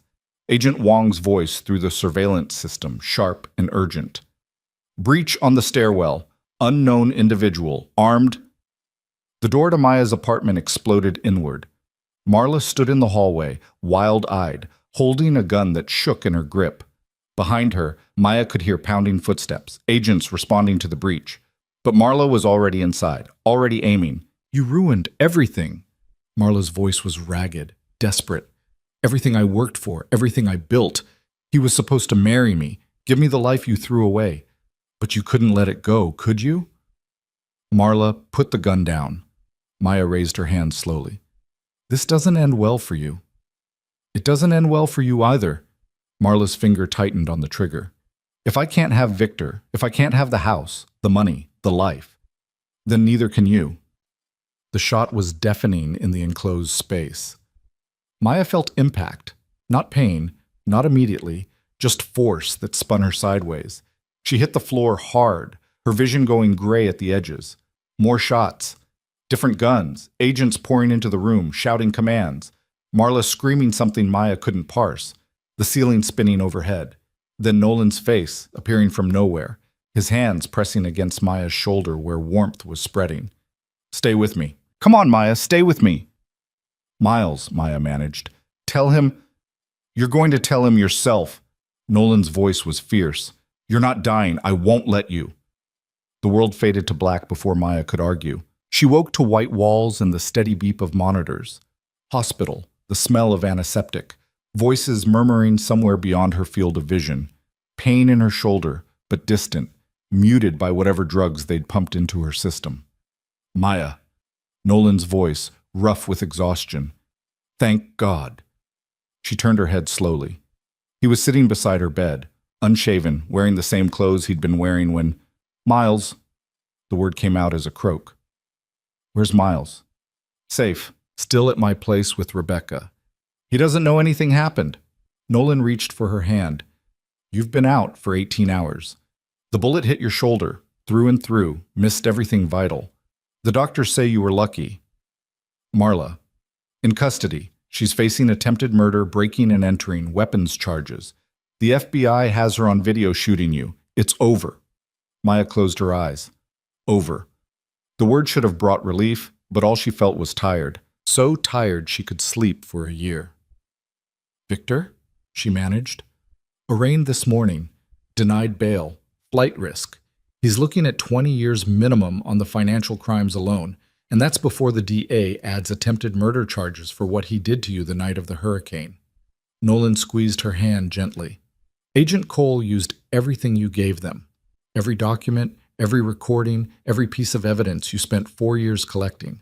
The case is airtight. The house? Legally yours again as of yesterday. The courts ruled in your favor. Marriage never dissolved. Property still jointly held. Victor's assets are frozen pending trial. Marla has to vacate within 30 days. He paused. "Though I'm guessing you don't actually want to live there." Maya thought about the mansion on the cliff, about rain and locked doors and the sound of her own screams. "No, I never want to see that place again." "Then we'll sell it. Use the money to build something new." "We?" Nolan looked uncomfortable. "I meant you. You'll use the money. I shouldn't have—" "Nolan." Maya tightened her grip on his hand. "You've been using we for 4 years now. Don't stop just because the hard part's over." He smiled, some of the tension leaving his face. "Okay, we'll sell it." Agent Cole appeared in the doorway, holding a folder that Maya recognized as her case file. "You're awake." "Good. We need your statement about what happened yesterday. Can it wait? Nolan's voice was sharp. She just woke up. It's fine. Maya shifted slightly, wincing at the pull in her shoulder. I want to get it over with. Agent Cole pulled up a chair. Walk me through everything from the moment Marla entered your apartment. Maya recounted it all. Marla's wild eyes, the gun shaking in her grip, the words she'd screamed about ruining everything. Agent Cole took notes, occasionally asking for clarification, her expression professionally neutral. Here's what we know from our end, Agent Cole said when Maya finished. Marla left the mansion around 4 a.m. yesterday, about an hour before we executed the arrest warrant. She'd been monitoring police scanners. We found the equipment in her car. When she heard chatter about a major operation at Victor's location, she panicked and ran. But she came to my apartment instead of leaving town, because she blamed you for everything falling apart. The surveillance footage we recovered from your building shows her in the parking garage for almost an hour, just sitting in her car. We think she was working up the courage. Agent Cole flipped through her notes. She's claiming temporary insanity now. Says the stress of Victor's arrest broke her, made her not responsible for her actions. Will that work? Maya asked. No, she brought a gun to your apartment, broke down the door, shot you in front of 6 FBI agents and 3 video cameras. There's no version of this where she walks free. Agent Cole leaned back. But I wanted you to know what her defense strategy is, in case you're called to testify. I'll testify. Maya's voice was firm. Whatever it takes. Good. Agent Cole stood. One more thing. We found something interesting during the search of the mansion. A safe deposit box key hidden in Marla's bathroom. We traced it to a bank downtown, got a warrant to open it. And? Original source files for the audio recording she used against you. Time-stamped, complete with editing software metadata showing exactly how she spliced together clips of your voice from phone calls and security footage to create a fake confession. Agent Cole's smile was grim. She kept it as insurance against Victor. Thought if he ever tried to get rid of her, she could prove he'd acted on false information. Instead, it proves she orchestrated the whole thing. Maya felt something cold settle in her chest. She tried to have me killed. Not just that night, she deliberately created evidence to make Victor think I was a traitor, knowing exactly how he'd react. Premeditated attempted murder, Agent Cole confirmed. We're adding charges. With the recording, the shooting, and everything else, Marla's looking at life without parole. After Agent Cole left, Maya lay in the hospital bed, staring at the ceiling. Life without parole for Marla. 20-plus years for Victor. Justice, the legal kind, exactly what she'd worked toward. So why did she feel so empty? You're thinking too hard, Nolan said quietly. I can practically hear the gears turning. I spent 4 years planning this. 4 years building evidence, gathering ammunition, preparing for the moment when Victor would face consequences. Maya's voice was barely a whisper. And now it's here, and I don't know what happens next. You heal. You get your life back. You raise your son. As who? Maya Winters doesn't exist anymore. Elise Hart is a name attached to too much trauma. Who am I supposed to be? Whoever you want to be. Nolan stood, moved to the window. Outside, the city sprawled in afternoon sunlight, ordinary and indifferent to the small dramas playing out in hospital rooms. You don't have to decide today, or tomorrow. Take your time figuring it out. I want to see Miles. Tomorrow. The doctors want to keep you one more night for observation, make sure there's no infection. Then I'll bring him. Maya nodded, suddenly exhausted again. Nolan, thank you. For everything. For saving us that night. For helping me plan this. For keeping Miles safe. I know I've said it before, but I need you to really hear it. You gave me my life back. You saved yourself, Maya. I just provided resources. He turned from the window. But you're welcome. And for what it's worth, I'm glad you survived. Both times. She fell asleep before she could respond, and when she woke again, it was dark outside, and Rebecca was sitting where Nolan had been.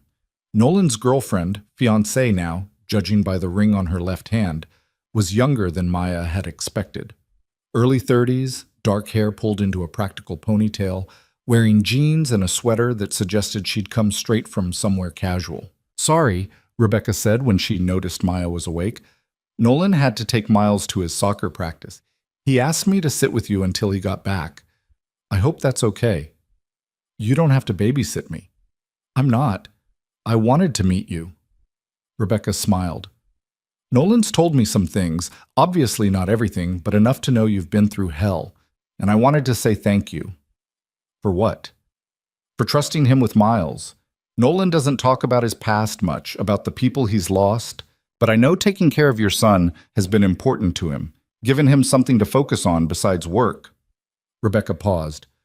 Miles is a great kid, by the way. Smart, funny, completely obsessed with astronauts. He wants to go to Mars, Maya said softly. Started talking about it when he was 3. I don't know where he got the idea. Nolan bought him a telescope. They've been stargazing at night when the weather's clear. Rebecca's expression was gentle. He's been safe, Maya. And happy. I promise. Tears burned Maya's eyes. Thank you for helping take care of him, for being patient with all of this.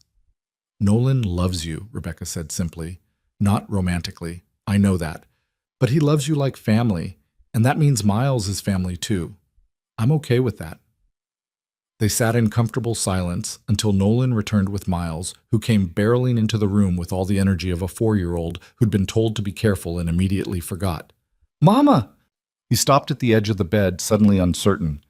Uncle Nolan said you got hurt. Just a little bit. Maya held out her good arm. Come here, baby. Miles climbed carefully onto the bed, settling against her side. He smelled like grass and sunshine and the particular sweetness of children who'd been playing hard. Does it hurt? Not too much. The doctors gave me medicine. Good. He showed her a drawing he'd made. Stick figures labeled Mama, Miles, Uncle Nolan, Rebecca, and Scout the dog. I made you a picture. Uncle Nolan said it would make you feel better. It does. It's beautiful. Maya kissed the top of his head. Did you have fun at Uncle Nolan's? Yeah, we saw Saturn through the telescope, and Rebecca taught me how to make cookies. And Scout lets me throw the ball for him. Miles looked up at her with eyes that were pure Victor, dark and intense, but with an openness Victor had never possessed. Are we going home now? Soon. Mama has to heal first. Is that okay? Okay. Miles settled more comfortably against her. Can we get a dog when we go home? Maya looked at Nolan, who was trying not to smile. We'll talk about it. The trial happened faster than Maya expected. Victor's lawyers tried every delay tactic in the book, but with the evidence stacked against him and the federal government pushing for a quick resolution, the case moved forward at unprecedented speed. Maya testified on a cool morning in October, 6 months after Marla had shot her. She wore a navy suit that Rebecca had helped her pick out, professional, conservative, nothing that would distract from her testimony. Her shoulders still ached when the weather changed, a permanent reminder of how close she'd come to dying. The courtroom was packed. Media in the back rows, sketch artists frantically drawing, Victor's remaining associates watching with carefully neutral expressions. And Victor himself, sitting at the defendant's table in a suit that probably cost more than most people made in a month. His expression blank. He didn't look at her when she entered, didn't acknowledge her presence at all. As if she was still dead, still the ghost he'd tried to create. The prosecutor, a sharp-eyed woman named Catherine Wells, guided Maya through her testimony. The night of the hurricane. Victor's accusations. Marla's manufactured evidence. The terrace doors locking. And what happened after your husband locked you outside in the hurricane? Wells asked. Maya kept her voice steady. I tried to get back in, pounded on the doors, screamed for help. The contractions were already starting. The stress and cold had triggered early labor. When I realized Victor wasn't going to let me back in, I tried to reach the front gates. Were you able to? Barely. I collapsed at the gates. If Nolan Pierce hadn't been driving by, her voice caught. If he hadn't seen me, hadn't gotten me to Dr. Chen's clinic, both my son and I would have died that night. Your son. Wells pulled out a photo. Miles at 3 months old, the earliest picture Maya had. This is Miles Hart, correct? Born the night of the hurricane? Yes. And did you ever tell the defendant about his son's survival? No, I couldn't. Victor had tried to kill us. I had to protect Miles. Victor's lawyer, a silver-haired man named Marcus Hale, stood for cross-examination. Mrs. Raines? Or do you prefer Ms. Hart now? Hart.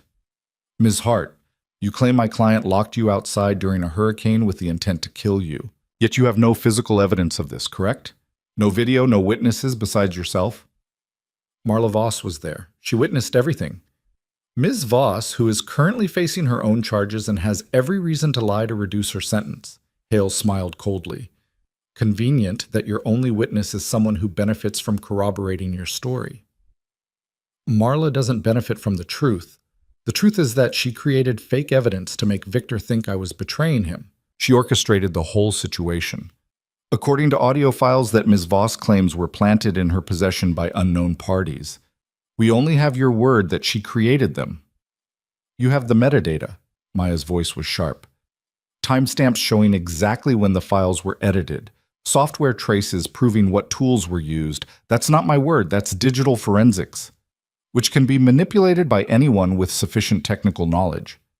Hale paced in front of the jury box. Ms. Hart, isn't it true that you disappeared for 4 years, living under a false identity, working for a security firm that gave you access to exactly the kind of technical resources needed to fabricate evidence? I didn't fabricate anything. You admit to using a false identity, to illegally accessing client databases, to conducting surveillance on my client without a warrant, and yet you expect this jury to believe you're a credible witness? Maya met his eyes. I expect this jury to look at the evidence, the financial records showing your client's money laundering, the witness testimony from Jonathan Reeves and 6 other people who worked in his organization, the recorded phone calls where Victor threatened me, the video of Marla Voss shooting me in my apartment. I'm just one piece of a much larger case. A piece with an obvious bias. You want revenge against the man who you claim tried to kill you. I want justice, Maya corrected. There's a difference. The prosecution rested after 3 weeks of testimony. The defense tried to paint Victor as a legitimate businessman persecuted by overzealous federal agents and a vindictive ex-wife. But the evidence was overwhelming. Transaction records, witness testimony, recordings, forensic accounting that showed years of financial crimes. The jury deliberated for 6 hours, guilty on all counts. Maya was home with Miles when the verdict came through. She'd chosen not to be in the courtroom, not to give Victor the satisfaction of seeing her reaction. Agent Cole called to deliver the news. 25 years on the financial crimes, another 15 for attempted murder. The judge ordered the sentences to run consecutively. Agent Cole's voice was satisfied. Victor Raines is going to die in prison. Maya felt something release in her chest. A tension she'd been carrying for so long she'd forgotten it was there. Thank you for everything. You did the hard work. We just helped you cross the finish line. Agent Cole paused. What are you going to do now? I don't know. Live, I guess. Figure out what normal looks like. Marla's trial was shorter. With the video evidence of her shooting Maya and the forensic proof that she'd manufactured the audio recording, her lawyer advised her to plead guilty in exchange for a reduced sentence. She got 30 years with possibility of parole after 20.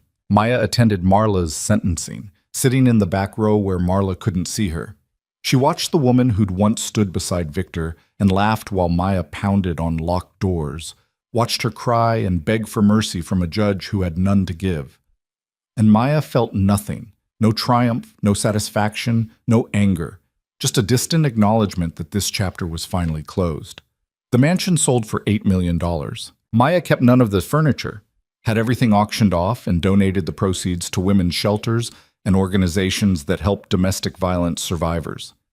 The house itself went to a tech executive who planned to tear it down and build something modern. Maya was glad. Let someone erase that place the way Victor had tried to erase her. With the money from the sale and Victor's assets that the courts had awarded her in the divorce settlement, finalized 3 months after his conviction, Maya was wealthier than she'd ever been as Victor's wife. Wealthy enough to do whatever she wanted, go anywhere, be anyone. She chose to stay. Pierce Security Solutions needed a new senior analyst. Teresa was retiring to spend more time with her grandchildren, and Nolan offered Maya the position. Real credentials this time, not a manufactured identity. Elise Hart, security consultant, specializing in financial crimes investigation. You sure about this? Nolan asked when she accepted. You don't have to work. You could travel, go back to school, anything. I'm sure. This is what I'm good at, what I've spent 4 years learning. Maya smiled. Besides, someone has to make sure you're not taking on any more revenge-seeking clients who might shoot people in their apartments. That was one time. And technically, you were the revenge-seeking client. Exactly. I know what to look for. She bought a house in the suburbs, close enough to Nolan and Rebecca that Miles could still visit his Uncle Nolan regularly, but far enough from downtown that the city noise didn't keep her awake. 3 bedrooms, a yard, a normal house on a normal street with normal neighbors who knew nothing about hurricanes or attempted murder, or 4 years of carefully orchestrated revenge. Miles started kindergarten, made friends, brought home artwork and spelling tests and stories about playground adventures. He asked about his father exactly once. "Where's my daddy?" Maya had prepared for this question, had practiced the answer with Dr. Chen, the therapist, not the doctor who delivered Miles, until she could say it without her voice shaking. "Your daddy made some bad choices. He hurt people, including me and you, before you were born. He's in a place where people go when they've done things that aren't allowed, and he can't be part of our lives." Because he was bad. Because he made bad choices. People aren't just good or bad, sweetheart. They're complicated. But yes, the choices he made mean he can't be your daddy. Miles considered this with the seriousness of a 5-year-old processing difficult information. "Is Uncle Nolan my daddy now?" "No, Uncle Nolan is Uncle Nolan, but he loves you very much and he'll always be there for you. So will Rebecca and Mama. You have lots of people who love you." Okay. Miles went back to his coloring book, apparently satisfied. Maya waited until he was in bed before she allowed herself to cry. Not for Victor, but for the version of their life that might have existed if he'd been a different man. If he'd chosen love over power, truth over control. A version where Miles would have grown up knowing his father. But that version had never been possible. Victor was who he was. And Maya had done what she needed to do to survive him. Rebecca and Nolan got married in the spring. Small ceremony, just close friends and family. Miles was the ring bearer, taking his job so seriously that he walked down the aisle like he was carrying nuclear codes. Maya stood beside Rebecca as a bridesmaid, watching Nolan's face as his bride approached, seeing the kind of uncomplicated joy she'd once thought existed in her own marriage. At the reception, Nolan pulled Maya aside. "I have something for you." He handed her an envelope. Inside was a check, more money than Maya could process at first glance. "What is this?" "Your cut of the Westport financial contract. After we exposed Reeves and the money laundering operation, Westport hired us to completely overhaul their security and compliance systems. It's been our biggest contract ever. You're the one who found Reeves in the first place. This is your percentage." Nolan smiled. "Consider it a signing bonus for joining the firm permanently." Maya stared at the check. "Nolan, this is too much." "It's exactly what you earned. What you've always earned. You brought down Victor Raines, helped the FBI build an airtight case, and proved that systematic financial crimes can be unraveled with good investigation and better analysis." He squeezed her shoulder gently. "You're not a victim anymore, Maya. You're not even a survivor. You're an expert in your field. Act like it." She deposited the check, used part of it to set up a college fund for Miles. Part went to Dr. Sarah Chen's clinic anonymously, ensuring other women in crisis would have somewhere to go. And part went into a trust for organizations fighting domestic violence, because Maya knew there were other women out there, trapped in other mansions with other men who thought love meant ownership. Years passed in a rhythm of school years and soccer seasons and summer vacations. Miles grew tall and curious, inherited his father's dark eyes, but his mother's stubborn determination. He never asked about Victor again, seemed content with the family they'd built from remnants and determination. Maya dated occasionally. Rebecca set her up with a colleague, and there was a brief thing with one of Miles's teachers that ended amicably when they realized they wanted different things.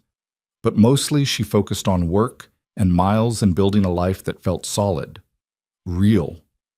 She kept track of Victor through Agent Cole, who'd become something like a friend in the years since the trial.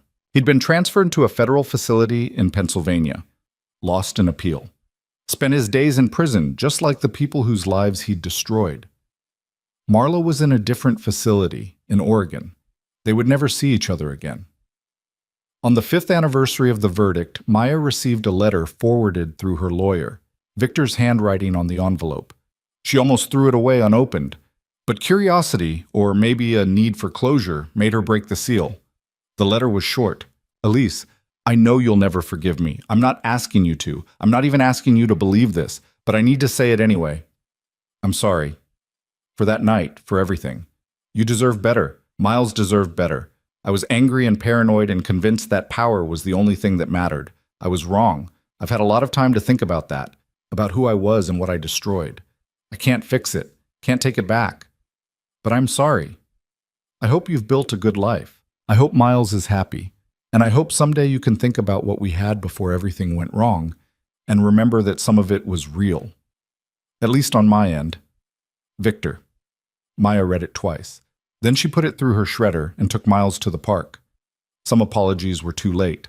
Some wounds didn't heal just because someone finally acknowledged they'd caused them. Victor was sorry. Fine. He could be sorry in prison for the next 40 years. It didn't change anything. What changed things was Miles laughing on the swings, was the house she'd bought with money she'd earned, was the career she'd built and the people she'd helped, and the mornings she woke up without fear. That was the life Victor's actions had inadvertently given her. Not the one he'd intended. He'd meant to erase her, silence her, make her disappear.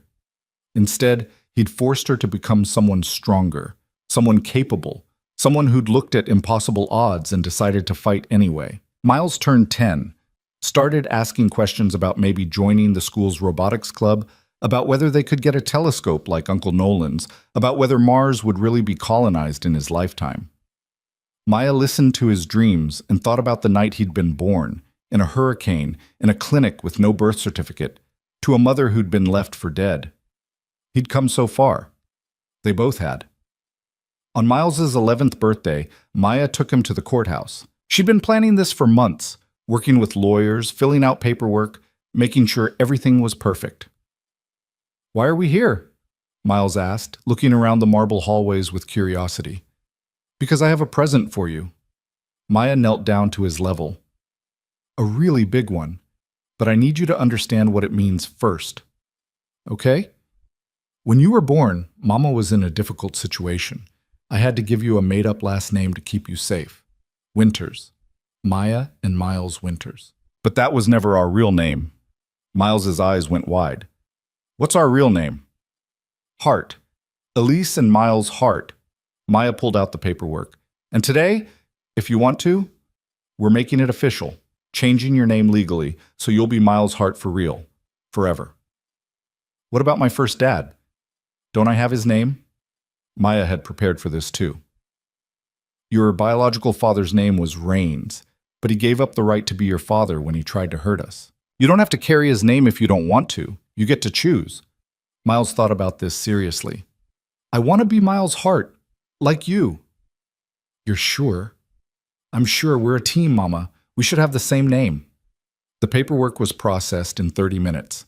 Miles Hart walked out of the courthouse with a new birth certificate, a new identity, and the kind of joy that only children who've been given something precious can feel. That night, Maya found him in his room, looking at the framed birth certificate she'd hung on his wall. "Mama?" He turned to her. "When I'm older, will you tell me about my first dad? Not because I want him to be my dad, just because I want to know where I came from?" Maya's throat tightened. "Yes. When you're older, I'll tell you everything, the good parts and the hard parts. And you can decide how you feel about all of it." "Okay."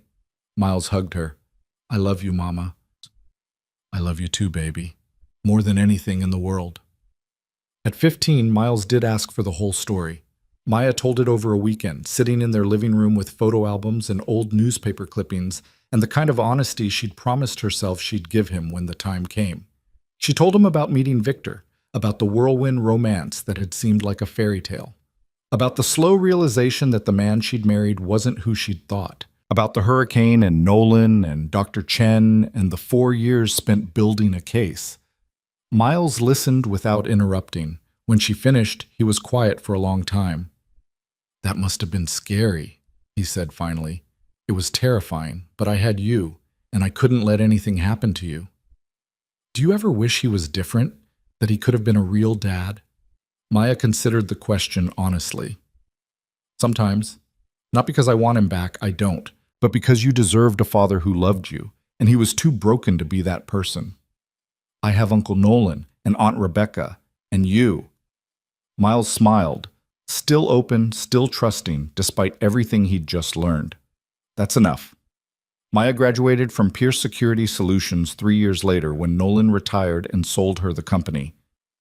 Hart Security Consulting specialized in financial crimes investigation and helping law enforcement build cases against organized crime. Maya hired a team of analysts who'd been through their own traumas, who understood that justice sometimes required patience and precision and the willingness to wait years for the right moment. She helped bring down 4 major crime organizations in 6 years. Each one meticulously researched, carefully documented, handed to federal prosecutors in packages so complete that convictions were almost guaranteed. Victor remained in prison. Maya stopped checking on him after the first decade. He'd become irrelevant, just a man who'd made choices that destroyed his own life. He wasn't a threat anymore, barely even a memory. Marla was released after serving 22 years. Maya heard through Agent Cole, who'd kept tabs even after retiring. Marla moved to a halfway house in Oregon, started working at a grocery store under a new name. She would never testify about what really happened that night. Her plea deal had included a permanent gag order, but she was free in a limited sense. Maya felt nothing about it. Marla had paid for her crimes. What she did with the rest of her life wasn't Maya's concern. Miles graduated high school with honors, got accepted to MIT for aerospace engineering, told Maya he still planned to go to Mars someday, and she believed him. He had the determination of someone who'd survived the impossible before he could even remember it. At his graduation party, surrounded by friends and classmates and the family they'd built from nothing, Miles gave a speech. Thanked his mother for everything she'd sacrificed. Thanked Uncle Nolan for teaching him about integrity. Thanked Aunt Rebecca for showing him what healthy love looked like. He didn't mention Victor once. Later, when the guests had left and they were cleaning up, Miles found Maya on the back porch. "Mom," he said. He'd stopped calling her Mama around 13. "I want you to know something." "What's that?" "I'm glad you survived. I'm glad you fought. And I'm glad you chose to be my mother instead of letting what happened to you define everything." He hugged her tight. "You're the strongest person I know." Maya held her son, taller than her now, strong and confident and whole, and felt the last piece of her anger dissolve. Victor had tried to destroy her, had thrown her away like garbage, left her to die, thought he'd erased the problem named Elise Hart. Instead, he'd created something far more dangerous. A woman who'd learned she was capable of surviving anything, who'd learned patience and strategy and the power of working within systems to tear down men who thought they were untouchable. Victor Rains had tried to kill Elise Hart. He'd succeeded only in creating someone who refused to stay dead, and in the end, that had made all the difference. 25 years after the hurricane, Maya stood in the office of Hart Security Consulting, looking at the city spread out below. Miles was finishing his doctorate at MIT, engaged to a brilliant woman named Sarah, who made him laugh and challenged him to be better. Nolan and Rebecca had retired to Maine, where they ran a bed and breakfast and sent photos of scenic coastlines. Agent Cole had passed away 2 years prior, cancer, quick, and merciless. At her funeral, her colleagues had told stories about the cases she'd broken, the criminals she'd helped put away. Victor Rains was mentioned exactly once, as just another name on a long list of victories. That was what he'd become. A footnote, a cautionary tale, one case among hundreds. Maya's phone buzzed, a text from her assistant. "New client consultation in 10 minutes. Woman says her husband tried to kill her. No one believes her, says she heard you help people like her." Maya looked at the text for a long moment, then she typed back. "Send her in and clear my afternoon. This might take a while." Because there would always be more Elises. More women thrown away by men who thought power meant ownership. More survivors who needed someone to believe them, to help them fight back. To show them that survival was just the beginning. And Maya would be there. Not out of revenge anymore. That fire had long since burned out. But out of something deeper. The understanding that she'd been given a second chance, not just to live, but to make sure other women got their second chances too. Victor Rains was 68 years old now, serving his 40th year in federal prison with no hope of parole. He would die there, forgotten by everyone except the lawyers who'd represented him, and the victims who'd survived him. Maya was 52, running a successful business, planning a trip to MIT for Miles's dissertation defense, living a life so full and rich that some days she forgot she'd ever been anyone other than who she was now. That was the real victory, not the trial or the conviction or the empire she'd helped destroy. The real victory was standing in her office, about to help another survivor, living proof that men like Victor Reigns didn't get to write the ending. The women they tried to erase got to write it instead. And Maya's ending was still being written. One day, one case, one woman saved at a time. The intercom buzzed. "Miss Hart, your client is here." Maya straightened her jacket, squared her shoulders, and smiled. "Send her in." She was ready. She was always ready, because some women don't break. They sharpen themselves on betrayal and come back stronger than anyone ever expected. And that, Maya knew, was the truest kind of justice.